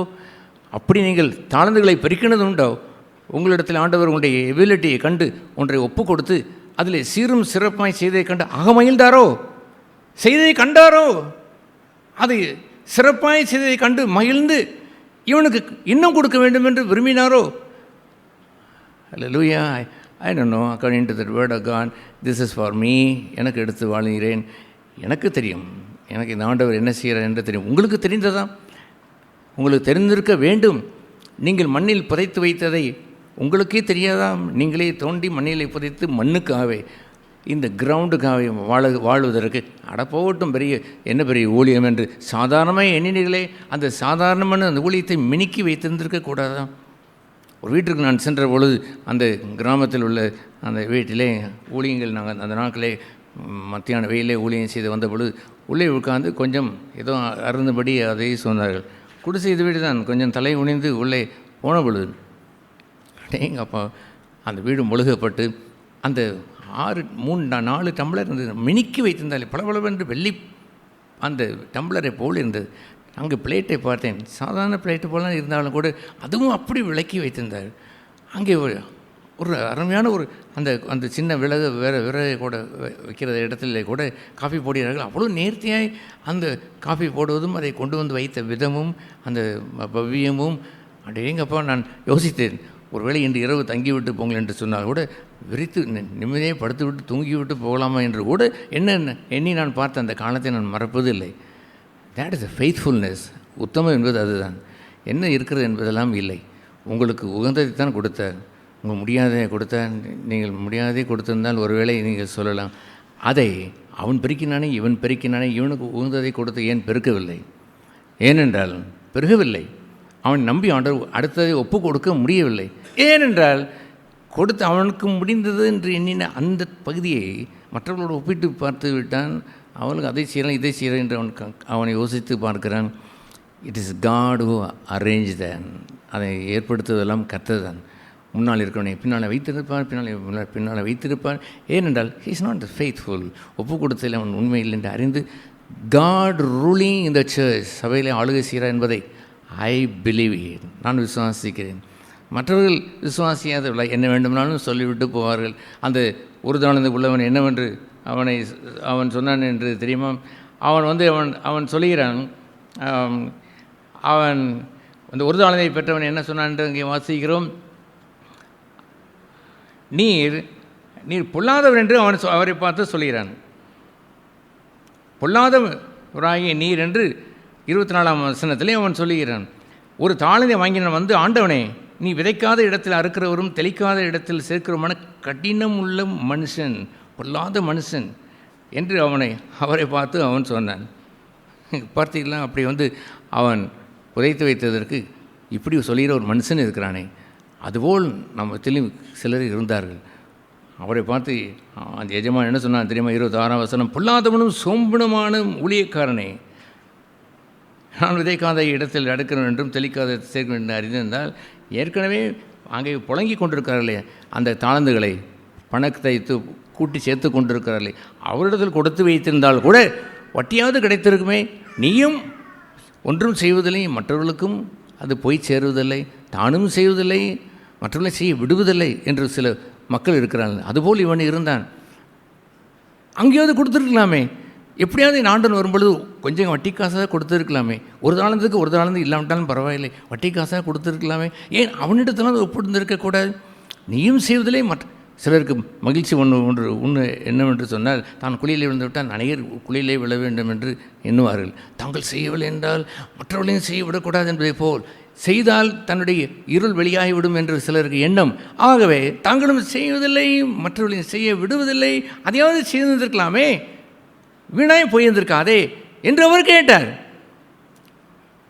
That's a wonderful thing. கடைசி நாளில் கேட்கப்படுகிற கேள்வி. கடைசியில் அவனுக்கு என்ன ஆண்டவர் அங்கே பதிலை அவங்க கொடுத்தார். 30வது வசனத்திலே, பிரயோஜனமற்ற ஊழியக்காரனாகி இவனை புறமான இருளிலே தள்ளி போடுங்க, அங்கே அழுகையும் பற்கடைப்பு உண்டாயிருக்கும். திஸ் இஸ் ஃபைனல், எல்லாம் ஃபைனல் முடிவிலே வந்து சொல்கிறது தான் 25வது சங்கீதம், 25வது மத்தேயு 25 அதிகாரம்.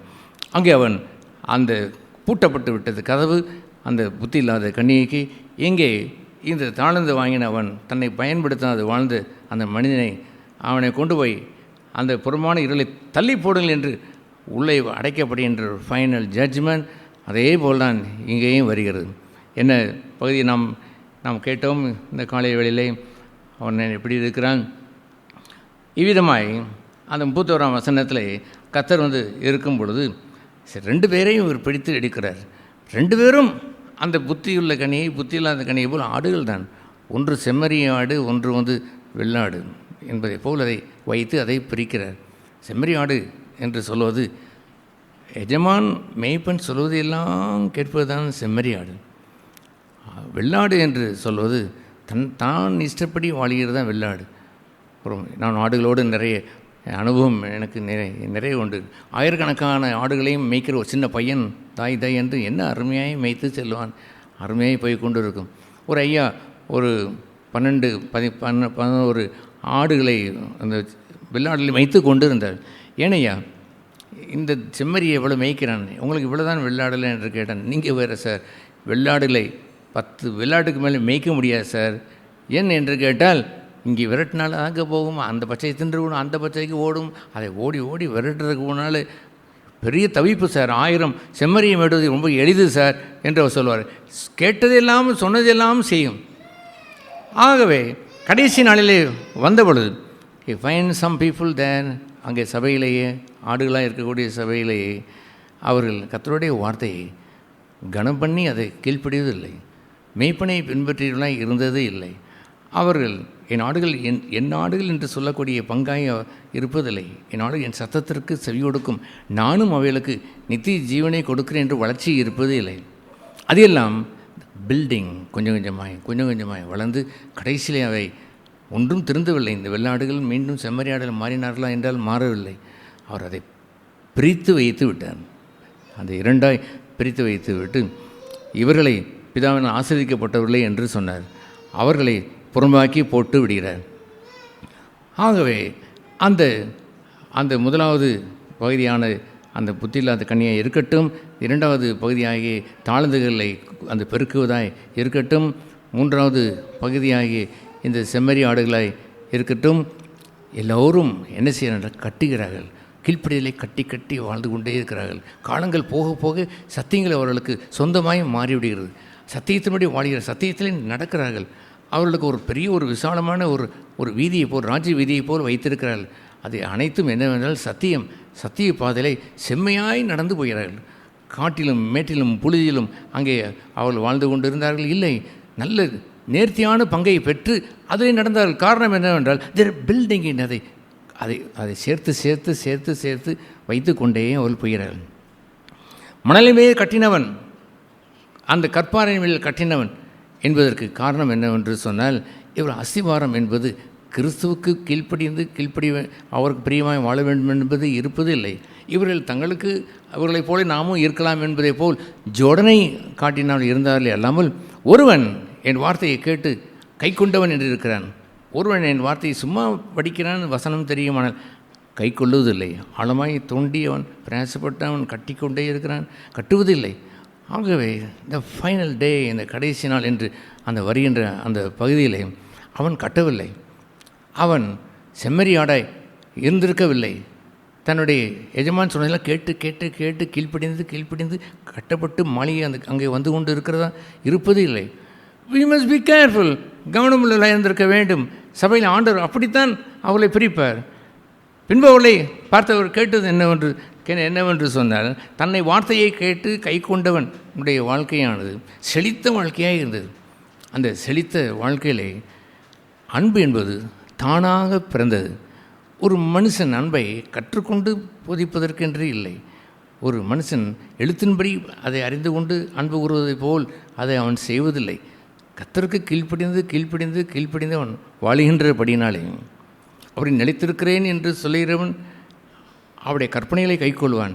அவருடைய கற்பனைகளை கைக்கொண்டு வாழ்கிறவன் தான் அவளை நிலைத்திருக்கிறவன் என்றெல்லாம் 1 யோவான் 2ஆம் அதிகாரத்தில் வாசிக்கிறோமே.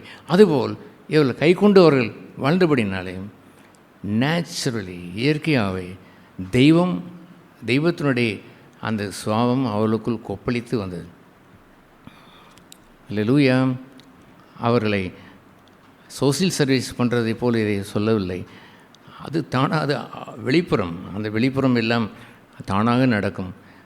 உள்ளான இந்த அன்பை பெற்ற ஒரு மனிதன் இயற்கையாகவே அந்த அன்பை காட்டினவன், இயற்கையாக சாந்தம் கொண்டவன், இயற்கையாக பொறுமை கொண்டவன் என்றவன் அவன் வாழுகின்றவன். வெளியவன் பொறுமை காட்டாமல் இருப்பான், 100க்கு 100 காட்டுவான். தன்னுடைய சொந்த வீட்டிலே தன்னுடைய மனைவியிடத்தில் அவன் பொறுமையாக இருக்கிறவன். பஸ்ஸில் போகும்போது ஒரு தெரியாமல் காலை ஓங்கி பூட்ஸ் காலை மிதித்து விட்டால் கூட மற்றவன் அடித்திருப்பான். இவன் தட்ஸ் ஓகே சார் என்று ஆட்டோமேட்டிக்காக சொல்லுவான். சும்மாவாக வந்ததென்று எண்ணுகிறீர்கள், சேர்த்து வைத்தான். திவ்ய சுவாமங்களை சேர்த்து சேர்த்து சேர்த்து சேர்த்து சேர்த்து சேர்த்து வைக்கிறான். அது எதை அவர் குறிப்பிட்டு அவர் பிரதானமே அவர் சொன்னார். அதற்கு ராஜா சொல்லுவார், மிகவும் சிறியவராகிய என் சகோதரரான இவர்களில் ஒருவனுக்கு நீங்கள் எதை செய்தீர்களோ அதை எனக்கே செய்தீர்கள் என்று மெய்யாகவே உங்களுக்கு சொல்லுகிறேன் என்பார். அதை நாங்கள் எப்பொழுது செய்தோம் என்று அவர் சொல்கிறார்கள். கேட்டீர்களாம், இது எப்படி நாங்கள் பசியாய் கண்டோம், தாகமாய் கண்டோம், காவலில் கண்டோம், நாங்கள் இப்படி நான் கண்டதில்லை என்று சொல்லுகிற அவர்கள் தானாகவே வாலண்டியராய் தி சர்வ்டு காட், மற்றவர்களையும் அன்பு கூர்ந்து அதை செய்து முடித்து விட்டார்கள்.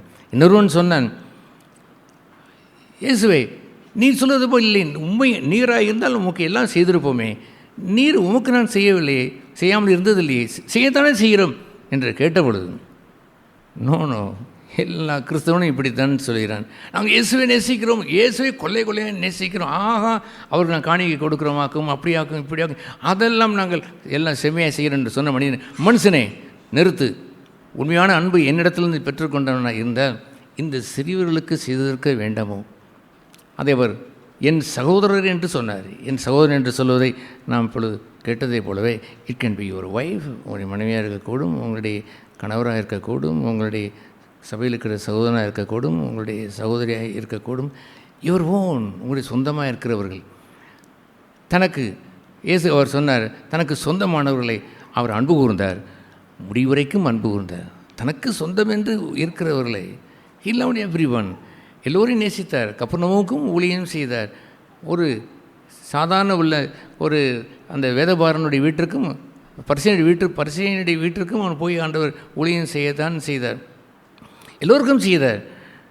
அந்த 100க்கு அதிபதி வீட்டிற்கும் அங்கே ஊழியம் செய்தார். தேசாதிபதி வீட்டிற்கும் சென்று கூட ஊழியம் செய்தார். பட் இன் ஜென்ரல் பொதுவாக அதை செய்தது என்பதெல்லாம் அவுட்வேர்டு, வெளியே உள்ள பகுதி. The most important thing is, அவர் சொன்ன யோவான் 13ஆம் அதிகாரத்தில், தனக்கு சொந்தமானவர்களை என்று கருதி தனக்கு சொந்தமானவர்களை அன்பு கூர்ந்ததை போலவே முடிவரைந்தும் அன்பு கூர்ந்தார் என்பதுதான். நாம் கேட்டதை போல் நான் நிர்வாணமாக இருந்தேன், எனக்கு வஸ்திரம் கொடுத்தேன் என்று சொன்னால் நாம் எங்கே போய் நிர்வாணத்தை நாம் தேடுவது? எந்த சகோதரலை வீட்டிற்கு போவது? நிர்வாணம் அந்த சகோதரனை நாம் கண்டுபிடிப்பது? No that is a spiritual thing. அவைக்குரிய காரியங்கள் இதை விளங்கி கொண்டவன், இதை வாழ்ந்தவனுக்கு தெரியும். அது நிர்வாணம் என்று காண்பான். அங்கே ஒரு தீமை ஒன்று ஒரு சகோதரன் செய்வதை போல் காணும்போது அதை குறித்து வெளியே அவன் தூற்றித் திரிவது இல்லாமல், ஒரு தீமை என்று காண்கின்ற ஒரு சகோதரனுடைய காரியத்தை தூற்றித் தெரியாமல் தெய்வ அன்பு கொண்டவன் கிறிஸ்து நம்முடைய பாவங்களை மன்னித்ததை போல் மூடுவான். அதை அன்பு திரளான பாவங்களை அவன் மூடுவான். He cannot wash it. அதை கழுவி சுத்திகரிக்க இயலாது. That is gone. அவன் மனம் திரும்பினால் அது சம்பவிக்கக்கூடும். But he will simply close it. அதை மூடுவான். இது அனைத்தும் உங்களுடைய கணவன் மனைவி உறவிற்கே வைத்து கூட நீங்கள் பாருங்களேன், பசியாக இருந்தேன், எனக்கு தாகமாக இருந்தேன் என்று சொல்கின்ற ஒரு நேரத்தில் ஏன் உங்களுடைய கம்பேஷன், உங்களுடைய மனதுருக்கம் உங்களுடைய சகோதரன் மீதோ, உங்களுடைய சபைக்கு சொந்தம் என்று கொடுத்த சகோதரன் மீதோ சகோதரியின் மீதோ இருந்திருக்கக்கூடாது. த கம்பேஷன், அந்த மனதுருக்கத்தை தான் அவர் குறிப்பிட்டு கூறினார். தண்ணீர் கொடுப்பது என்பது காரியமல்ல. இயேசு அந்த 5000 பேரை போஷித்த பொழுது பின்பு அவர் அந்த போஷிப்பதற்கு முன்பாகவே எழுதப்பட்டிருக்கும் ஜனங்கள் மீது மனதுருகினார். த கம்பேஷன், அதுதான் அவர்களுக்கு போஷிக்கதை வைத்தது அல்லாமல் அது ஒன்றும் வானத்திலிருந்து புத்து என்று விழுந்தது என்று சொல்ல இயலாது. வானத்தை அண்ணாந்து பார்த்து நன்றி செலுத்தினான் என்று இருந்தாலுமே கூட த கம்பேஷன், அந்த மனதுருக்கம் வைத்திருந்தார்கள். எங்கே மனதுருக்கத்தை பெற்றார்கள்? சேர்த்து சேர்த்து சேர்த்து சேர்த்து சேர்த்து வைத்தார்கள். திடீரென்று அவர்கள் அந்த மனதுருக்கத்திலே பசியாக இருப்பவனுக்கு கொடுக்க முடியும்? அவரால் கொடுக்க முடிவதில்லை, அதை செய்ய முடிவதில்லை. அது ஏனென்றால் நோ கம்பேஷன். பணம் இருக்கிறது, பொருள் இருக்கிறது, கொடுக்க முடியுமா? முடியும். ஏன் கொடுக்கவில்லை என்றால் தே ஹவ் நோ கம்பேஷன். அந்த மனதுருக்கம் என்பது இருப்பதில்லை. ஆகவே அதுபோன்ற ஒரு பகுதி ஆண்டவர் மனதுருகி அவர்களுக்கு கொடுத்தார் என்று இருந்த பிறகு சீசர் ஒன்றை விளங்கிக் கொள்ளவில்லை என்று அடுத்த அதிகாரத்திலே மார்க்கிலே வாசிக்கிறோம். என்ன அடுத்த அதிகாரம் வரும், புயல் காற்று வீசின பொழுது ஐயோ நாங்கள் மடிந்து போயிருமே ஐயோ என்று கூவி குறைந்து வரும் பொழுது அப்படி இருதயம் கடினப்பட்டு போயிருந்தது. அவர்கள் அந்த அப்பத்தின் நிமித்தம் உண்டான அந்த உபதேசத்தை புரிந்து கொள்ளவில்லை என்று எழுதியிருக்கிறது. என்ன உபதேசம்? என்ன பெரிய உபதேசம்? அங்கே அப்பத்தை பற்றி உபதேசம், கம்பேஷன்.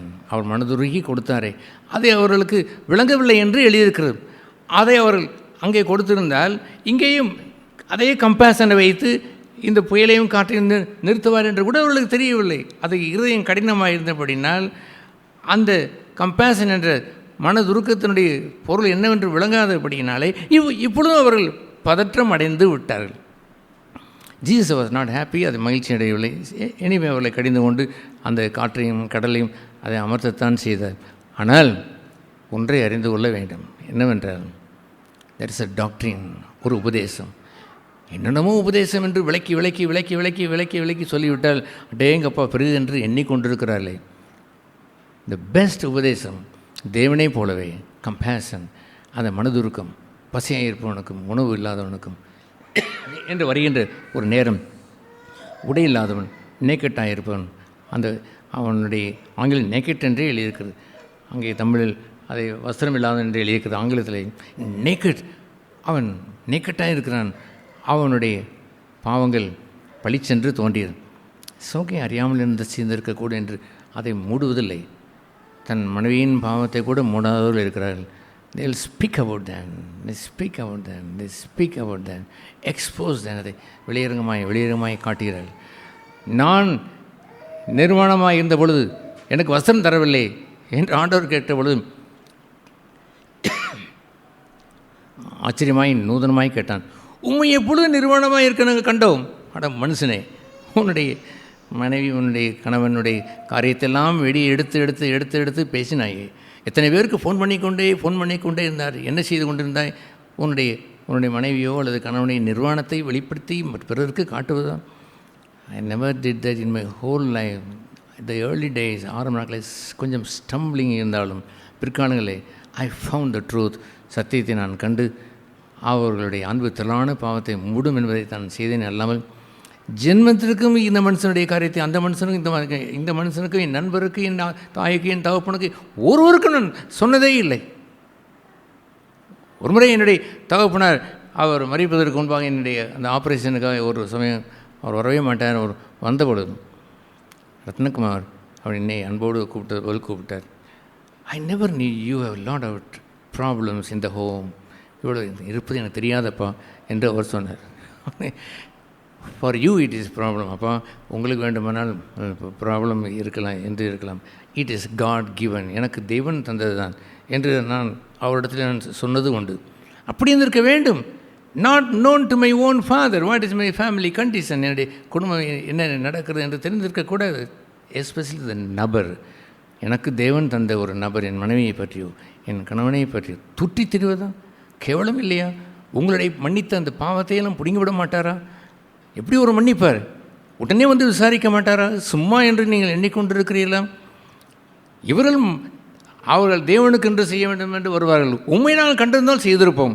சரி, இவர்கள் அதெல்லாம் என்ன, இவர்கள் பெரிய காரியம் உண்மைத்தான் என்று சொல்கிறது எல்லாம் மறுத்து விடுவார். ஆகவே சேர்த்து சேர்த்து சேர்த்து சேர்த்து சேர்த்து வைத்து கடைசியிலே அதை அப்படிப்பட்ட தாங்கள் செய்ததே நன்மையை குறித்து கணக்கு பார்க்காதவர்கள், நான் எப்பொழுது செய்தோம் என்று அவர்கள் கேட்கும் பொழுது, செய்தீர்கள். இந்த சிறியலுக்கு ஒப்பு கொடுக்கப்பட்டு சிறியல் என்று சொன்னால் ஒரு சிறியவன் பெரியவனுக்கு செய்வது என்பது கஷ்டம். பெரியவனுக்கு செய்வதற்கு விரும்புவான். ஒரு மந்திரி வந்தால் அவருக்கு மாலை போடலாம் என்று அவனை யோசிக்க கூட செய்வான். ஆனால் சிறியவனுக்கு ஒரு பெரியவனாக இருக்கிறானே அவன் செய்வது கஷ்டம்.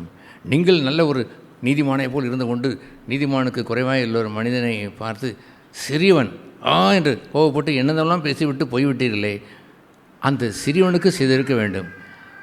அவனுடைய பசியை போக்கியிருக்க வேண்டும், தாகத்தை தீர்த்து தந்திருக்க வேண்டும், சிறையிருப்பை மாற்றியிருக்க வேண்டும். அவன் சிறைப்பட்டு விட்டான், பாவத்தில் அடைபட்டிருக்கிறான் என்பதற்காக அவனை நீ டிச் பண்ணி அவனை அடைபட்டவன் என்ற பேசிக்கொண்டு இருக்க வேண்டும். அவனை விடுதலை செய்திருக்க வகையை பார்த்திருந்திருக்க வேண்டாமா என்று நீ செய்தாய். என்னைப்போல் இருந்தாயா? சிறைப்பட்டவர்களுடைய சிறையிருப்பை மாற்ற வந்தேன் என்றால் நீ மாற்ற துணிந்தாய்.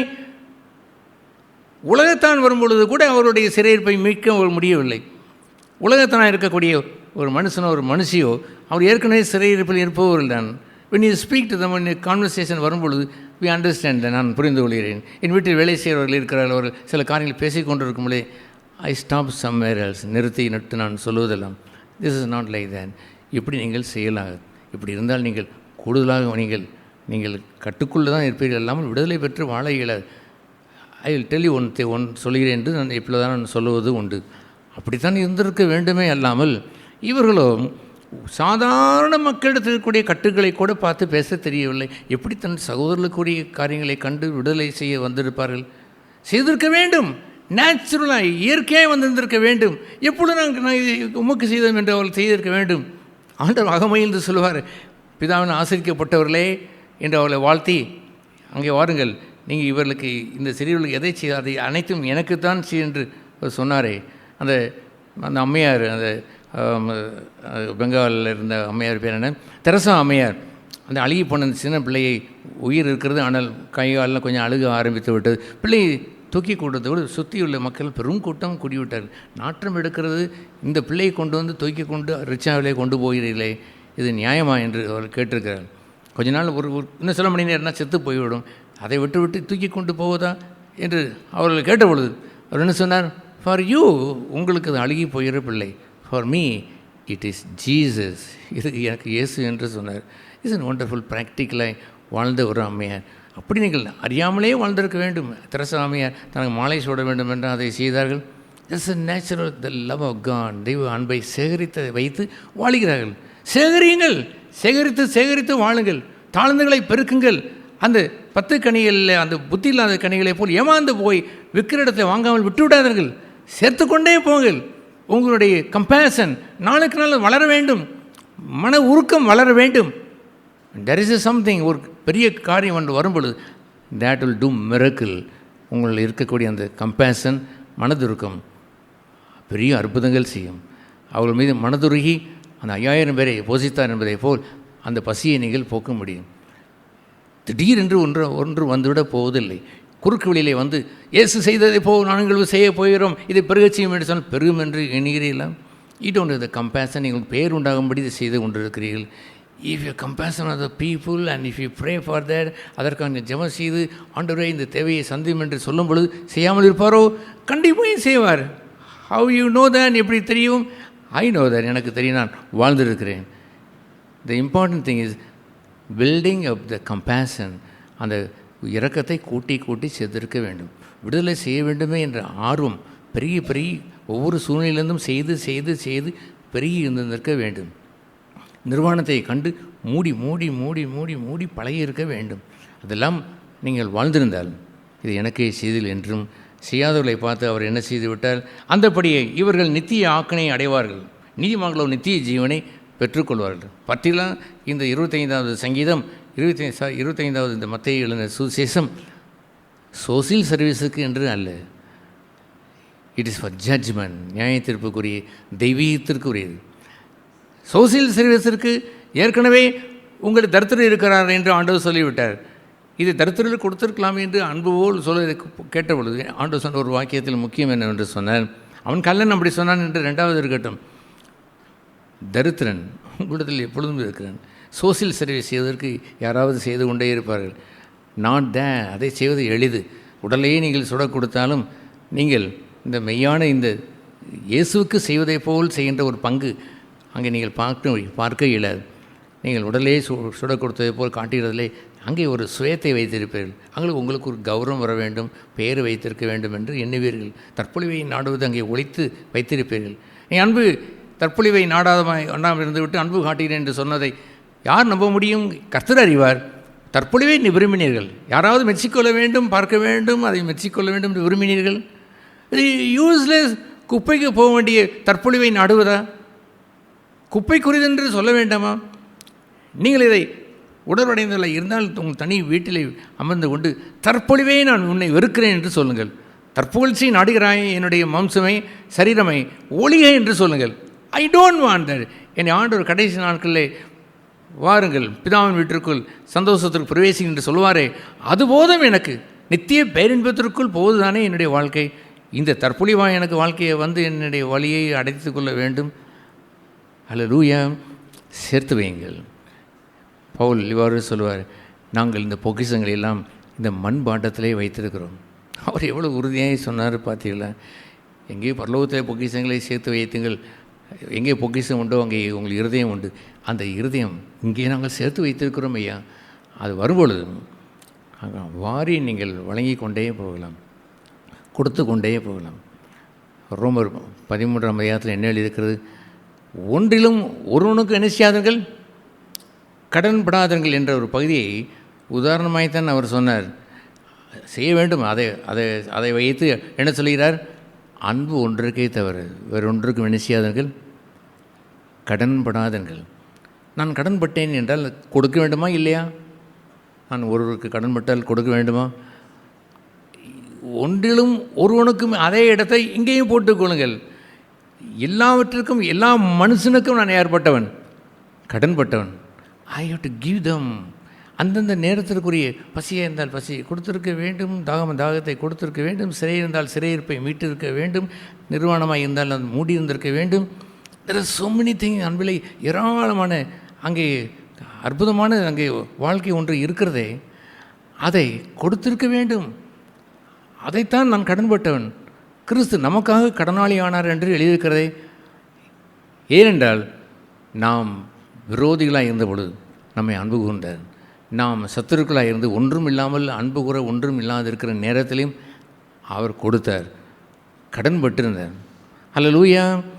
ஒன்றிலும் ஒருவனுக்கும் கடன்படாது வாழ வேண்டும். முதலாவது அப்படிங்கிற வாழ கற்றுக்கொண்டிருந்தால், அந்த விசுவாசத்தை பெற்றிருந்தால் அன்பு தானாகவே பிறந்துவிடும். அங்கே இயேசு கிறிஸ்துவிடத்தில் அந்த விசுவாசம் அன்பும் என்றும் வெளியிருக்கிறது. The faith and love that was in Jesus Christ. இயேசு கிறிஸ்துவிடத்தில் இருந்த விசுவாசம் அன்பு என்று அந்த விசுவாசத்தை நீங்கள் வைத்து வாழ்ந்திருந்தால் பிறனுக்கு கொடுப்பது என்னவென்று உங்களுக்கு தெரிந்திருக்கும். ஆகவே ஒன்றிலும் ஒருவனுக்கும் கடன்படாத வாழ வேண்டிய வாழ்க்கையை பரிமளித்து வாழ்கிறீர்களா? Wonderful thing. I obey my commandments. கட்டளை கை கொண்டு வாழ்கின்றே அதை ஒரு பிரதான கட்டளையாக நான் வைத்து வாழ்ந்து கொண்டிருந்த காலங்கள் எத்தனை கஷ்டம் இருந்தாலும் பசியாக இருந்தாலும் ஒரு மணியிடத்திலும் ஒரு ரூபாயோடு நான் எதிர்பார்த்ததும் இல்லை, வரும் என்று காத்திருந்ததும் இல்லை. காட் ப்ரொவைடட், தேவன் தந்தார். ஆகிலும் வென் தேர் இஸ் சஃபரிங், ஒரு பாடல் என்று வரும்பொழுது ஒரு தொடர்ந்து என்ன செய்த ஒரு பழைய சோறை சாப்பிடக்கூடிய நேரம் வந்தாலும் ஒரு முறை என்னுடைய அந்த நாட்களில் என் மனைவியை கேட்டார்கள், உங்களுக்கு தெரியுமா என்று கேட்டார். என்னவென்று கேட்ட பொழுது நான் வீட்டில் கறி எடுத்து 3 மாதம் ஆயிடுத்து என்று சொன்னார்கள். எங்கள் அப்பா வீட்டில் ஒரு வாரம் சனிக்கிழமை கண்டிப்பாக கறி எடுப்பார்கள். புதன்கிழமை என்று வந்தால் அதிலே ஒரு மீனோ இல்லை ஏதோ ஒன்று எடுப்பார்கள், ஏதோ ஒன்று செய்து கொண்டு இருப்பார்கள். அவங்க என்னுடைய மனைவி வீட்டில் தினசரி ஏதாவது நான் வெஜிடேரியன் வைத்து கொண்டே இருப்பார்கள். என்னுடைய வாழ்க்கையை வாழ்ந்து கொண்டிருக்கும் பொழுது அவர் என்ன கேட்டார்கள், கறி எடுத்து எத்தனை இருக்கிற மனைவி இருக்கிறார்கள் தெரியும், உங்களுக்கு தெரியுமா 3 மாதம் ஆகிவிட்டது என்று சொன்னார். இன்னும் இது போன்ற ஒரு ஒரு வாழ்க்கையிலே நம்மை நடத்தி கொண்டு செல்கின்ற இந்த கர்த்தாவை உங்களால் அவர் அன்புள்ளவர் என்று நம்ப முடிகிறதா? அவர் மனது உருக்கமுள்ளவர் என்று உங்களுக்கு தெரியுமா? ஐ know that it is not through something. இதை கொடுத்ததை வைத்து ஒன்றும் இல்லை. இருப்பதை போதும் என்று இருங்கள் என்று மன மகிழ்ச்சியோடு ஒரு வாழ்கிற வாழ்க்கை என்று ஒன்று இருக்கிறதே, அங்கே தான் அவன் சேர்த்து வைக்கின்ற பண்புகள், விசுவாசம் கூடிக்கொண்டே போகும். அந்த விசுவாசத்தை அவன் பெற்ற மனிதன் அவன் இருப்பான் என்று சொன்னால் பிற்காலங்களிலே எந்த சூழ்நிலையிலையும் நிலைநிற்பான். ஒரு உணவு ஏதாவது தனக்கு பிடித்தம் இல்லை என்றால் தூக்கி எறிவதோ, அதை கிடுகிடுகின்ற கோபம் அடைவதோ, அல்லது ஹோட்டலில் போய் வாங்கி வருவதோ என்றெல்லாம் வாழ மாட்டான். That's a wonderful thing. You have to சேர்த்து வைக்கின்ற அந்த அனுபவத்தை ஆண்டவர் இங்கே போதித்தார். சேர்த்து வைங்கள், அப்பொழுது தானாகவே இரக்கம் உண்டாகும். தானாகவே நீங்கள் சிறையிருப்பை மாற்றுவீர்கள். தானாகவே பிறருடைய அந்த நேக்கட்னஸ், அந்த அவருடைய நிர்வாணத்தை நீங்கள் மூடுவீர்கள். எல்லாம் ஆட்டோமேட்டிக்காக சம்பவிக்கும். இயேசு போல் பரிசுத்த ஆவியானவரால் நிறைந்து நன்மை செய்கிறவராகவே சுற்றி திரிந்தார். Is wonderful. இயேசுவை போலவே இவ்விதம் வாழ்வது, நித்திய ஜீவனுக்குரிய வாழ்க்கையை வாழ்வது. மற்றவனோ இவன் ஆக்கணிக்குள்ளாக தீர்க்கப்பட்டான் என்று அவன் சொன்னானே, எனக்கு செய்யவில்லை என்று ஆண்டவர் சொன்னாரே, அவர்களை பிரித்து வைத்து விட்டார். இது அனைத்தும் இந்த 25வது மத்திய 25 அதிகாரத்தை மீண்டும் வீட்டிலே வாசித்து பாருங்கள். இந்த 3 மிகப்பெரிய அந்த உவமைகள் அத்தனையும் நித்தியத்திற்கு நாம் வரப்போகிற முடிவு காலத்திற்கென்று தரப்பட்டது. அதில் நீங்கள் பத்திரமாக இருக்கிறீர்கள் என்பதை சோதித்து அறிந்து கொள்ளுங்கள். அப்பொழுது நீங்கள் ஞானவான்களாக ஏற்பீர்கள். சபையில் இருந்து ஆசீர்வதிக்கப்பட்டவர்களாக ஏற்பீர்கள். சபையில் நாம் என்ன விரும்புகிறோம்? எல்லோரும் ஆசீர்வதிக்கப்பட்டிருக்க வேண்டும், எல்லோரும் சத்தியத்தை அறிந்திருக்க வேண்டும், எல்லோரும் விடுதலையாக இருக்க வேண்டும், எல்லோரும் மன மகிழ்ச்சியாக இருந்திருக்க வேண்டும், எல்லோரும் சந்தோஷமான வாழ்க்கையை வாழ வேண்டும், எல்லோரும் அன்பு நிறைந்து வாழ்ந்திருக்க வேண்டும், எல்லோரும் இயேசு விரும்புகின்ற வாழ்க்கையின் சத்தியத்தில் நடக்க வேண்டும். அந்த 2 யோவானில் வாசிக்கிறதை போல் அந்த அம்மாள் என்று ஒரு அம்மாளை இப்போ குறித்து என் பிள்ளைகள் சத்தியத்தில் நடக்கிற மகிழ்ச்சியை காட்டிலும் வேறொரு மகிழ்ச்சி எனக்கு இல்லை என்று புலகாங்கிதம் அடைவார்களே, அப்படி நாம் எல்லோரும் மாற வேண்டும். அவர் மாற தேவன் கிருபை செய்வாராக. மற்ற சகோதரர்கள், சபையில் கேட்ட ஜீவனுள்ள வார்த்தைகளுக்கு நன்றி செலுத்துகிறேன். மத்திய 25 அதிகாரத்தில் 3 சம்பவங்களை குறித்து நம்ம கேட்டோம். அவங்களோட திறமைக்கு தகுந்த மாதிரி ஆண்டவர் என்ன சில தாளந்தை கொடுக்குறாரு. அப்புறம் புத்தியுள்ள ஸ்திரீ, புத்தி இல்லாத ஸ்திரீ, அவங்களுடைய வாழ்க்கையை குறித்து கேட்டோம். அப்புறம் தேவன் நற்கிரிகளை குறித்து அங்கே பேசியிருக்காரு. யோவான் அவர் என்ன சொல்கிறாருன்னு சொன்னாக்கா, நன்மை செய்கிறவன் தேவனால் உண்டாயிருக்கிறான், தீமை செய்கிறவன் பிசாசினால் உண்டாக்கப்பட்டிருக்கிறான். அப்போ யோவான் அவர் தேவனுடைய குணாதிசயத்தினால் என்ன செஞ்சுருந்தார், அப்படியே 100% என்ன செஞ்சுருந்தார், அவர் நிறைஞ்சிருந்திருந்தார். அதனால தான் அவர் 1 யோவான், 2 யோவான், 3 யோவான் அது ஃபுல்லாக அவர் அப்படியே தேவனை கண்டு என்ன செஞ்ச முடிஞ்சிச்சு, தேவனோட சுபாவத்தை அப்படியே அவரால் எழுத முடிஞ்சிச்சு. அப்போ இந்த கடைசி நாட்களில் நானும் ஆண்டவரே இப்போ பேசின அந்த வார்த்தையெல்லாம் கேட்டுட்டு, இது இந்த நற்கிரியில் வெளிப்பிரகாரமாக செய்யக்கூடிய பகுதி தான் அப்படின்னு சொல்லிட்டு என்ன செஞ்சிடக்கூடாது, அது சாதாரணமாக எடுத்துக்கொள்ளக்கூடாது. அன்னை தெரசா அவங்களை குறித்து நான் கேள்விப்பட்டிருக்கேன், ஆனால் அந்த படத்தை நான் பார்க்கல. ஒரு நாள் யதார்த்தமாக நான் செல்ஃபோனை என்ன செஞ்சேன் பார்க்கும்போது நான் அழுதுட்டேன். நான் அவங்க அவங்க 3 ஹார்ட் அட்டாக் அவங்க மறிச்சாங்க, அந்த மாதிரி மறிச்சாங்க. அவங்க காலையில் போய் ஒரு இடத்துல என்ன செய்கிறாங்க, அவங்க எனக்கு தா அப்படின்னு சொல்லி கேட்குறாங்க. அப்போ என்ன செய்கிறாங்க, அவங்க பணம் கொடுக்குறாங்க.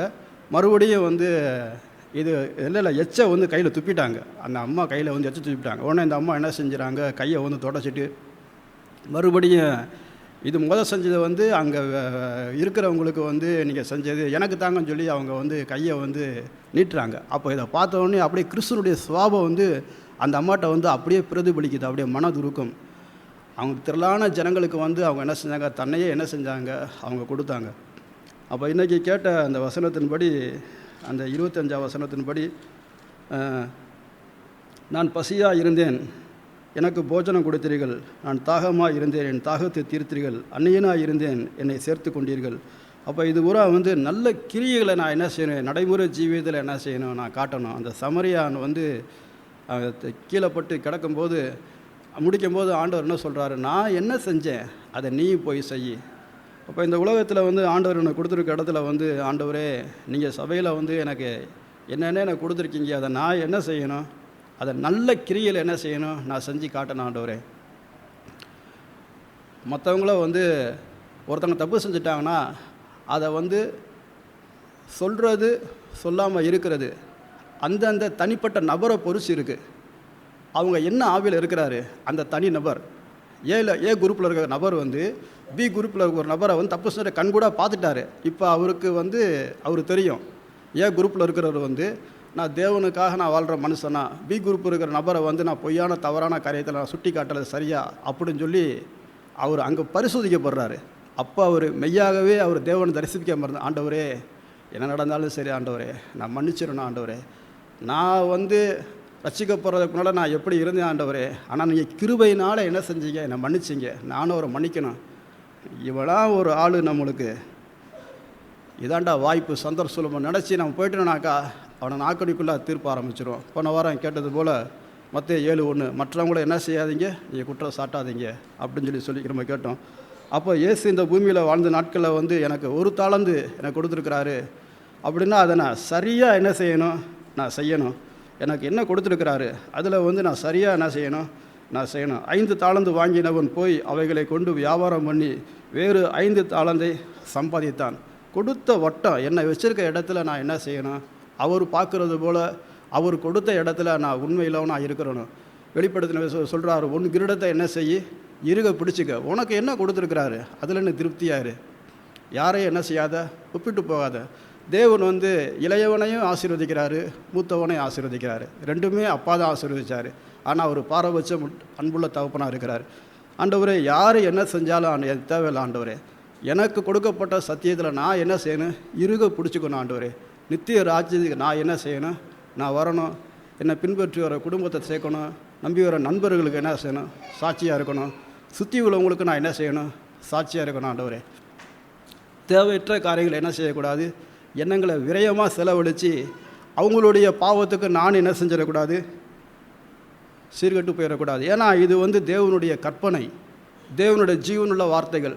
இந்த வார்த்தைகள் வந்து எனக்கு ஒவ்வொரு வாரமும் வெளிச்சம் போட்டு காட்டுறாரு. நித்திய ராஜ்யத்துக்கு என்ன செய்கிறாரு, என்னை அவர் நடத்திக்கிட்டே வராரு.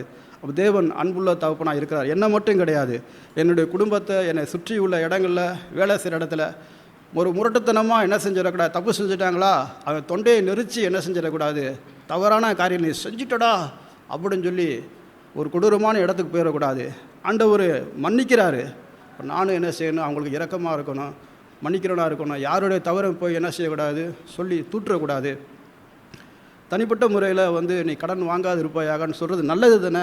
எனக்கு நான் போதிக்கலை, எனக்கு நல்லது தானே. நான் கடன் வாங்காமல் இருந்தால் யாருக்கு நல்லது, எனக்கு நல்லது, என் மனைவிக்கு நல்லது, என் மகனுக்கு நல்லது. நாங்கள் கஷ்டப்படாமல் வாழ்ப்போம். இப்போ கடன் வாங்கணும்னு சொன்னாக்கா கடன்கார வாசல்னுப்பா நெஞ்சை பிடிச்சிட்டு கதவை சாத்திட்டு உட்காந்துருக்க வேண்டிய சூழ்நிலை இருக்கும். பயப்படுறோம். ஏன், கடன் வாங்கிட்டோம். இப்போ சபையில் வந்து 24 வருஷம் ஆண்டவர் வச்சுருக்காரு. கடன்படாத ஒரு வாழ்க்கையை கர்த்தர் கொடுத்துருக்கிறாரு. தேவனுக்கு நன்றி. கேட்குற சத்தியத்தை வந்து நடைமுறை வாழ்க்கையில் வாழும்போது அந்த சத்தியம் என்ன செய்யுது, என்னை விடுதலை ஆகுது.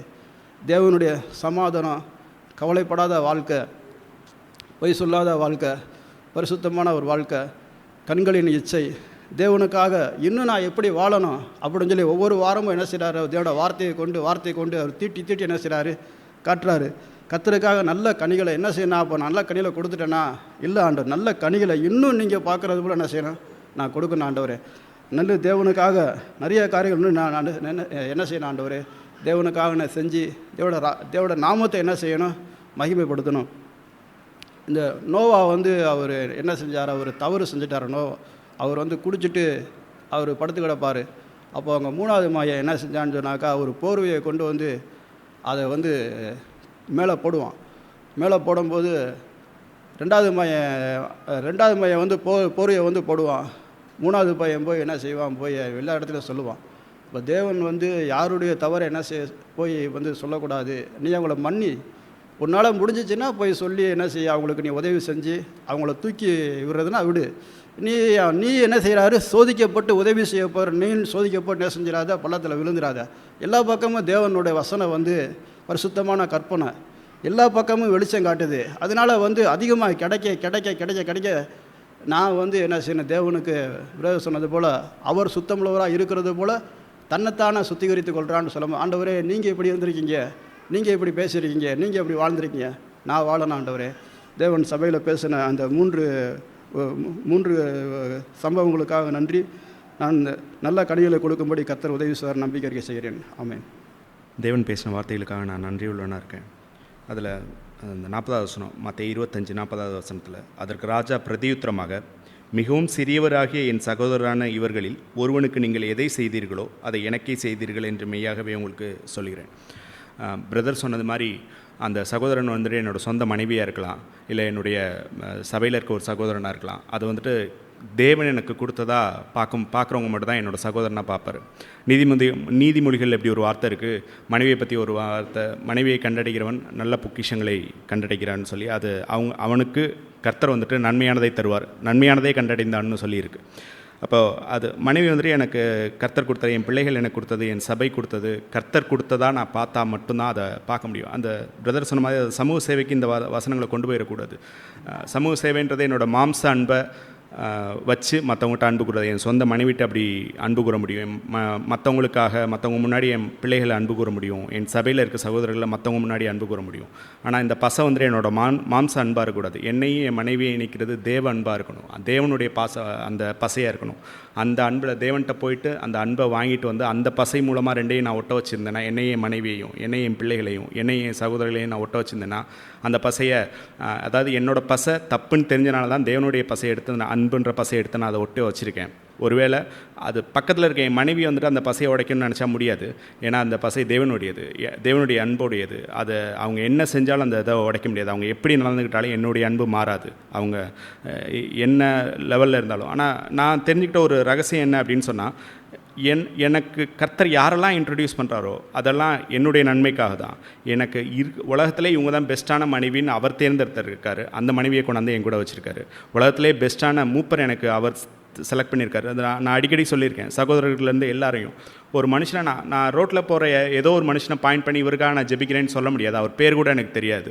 ஆனால் ஏதோ ஒரு சூழ்நிலையில் ஒரு மனுஷனை என்கிட்ட கொண்டாந்து என்கிட்ட இன்ட்ரடியூஸ் பண்ணி ஏதோ ஒரு சூழ்நிலையில் கொண்டு போகிறாருன்னா, நான் அவருக்கு ஒரு சூழ்நிலை வரும்போது அவருக்காக நான் ப்ரேயர் பண்ண முடியும். அவர் யார், அவருடைய இது, அதை ஒரு ஆப்பர்ச்சுனிட்டியாக பார்த்து நான் கேதர் பண்ணிக்கிறேன்.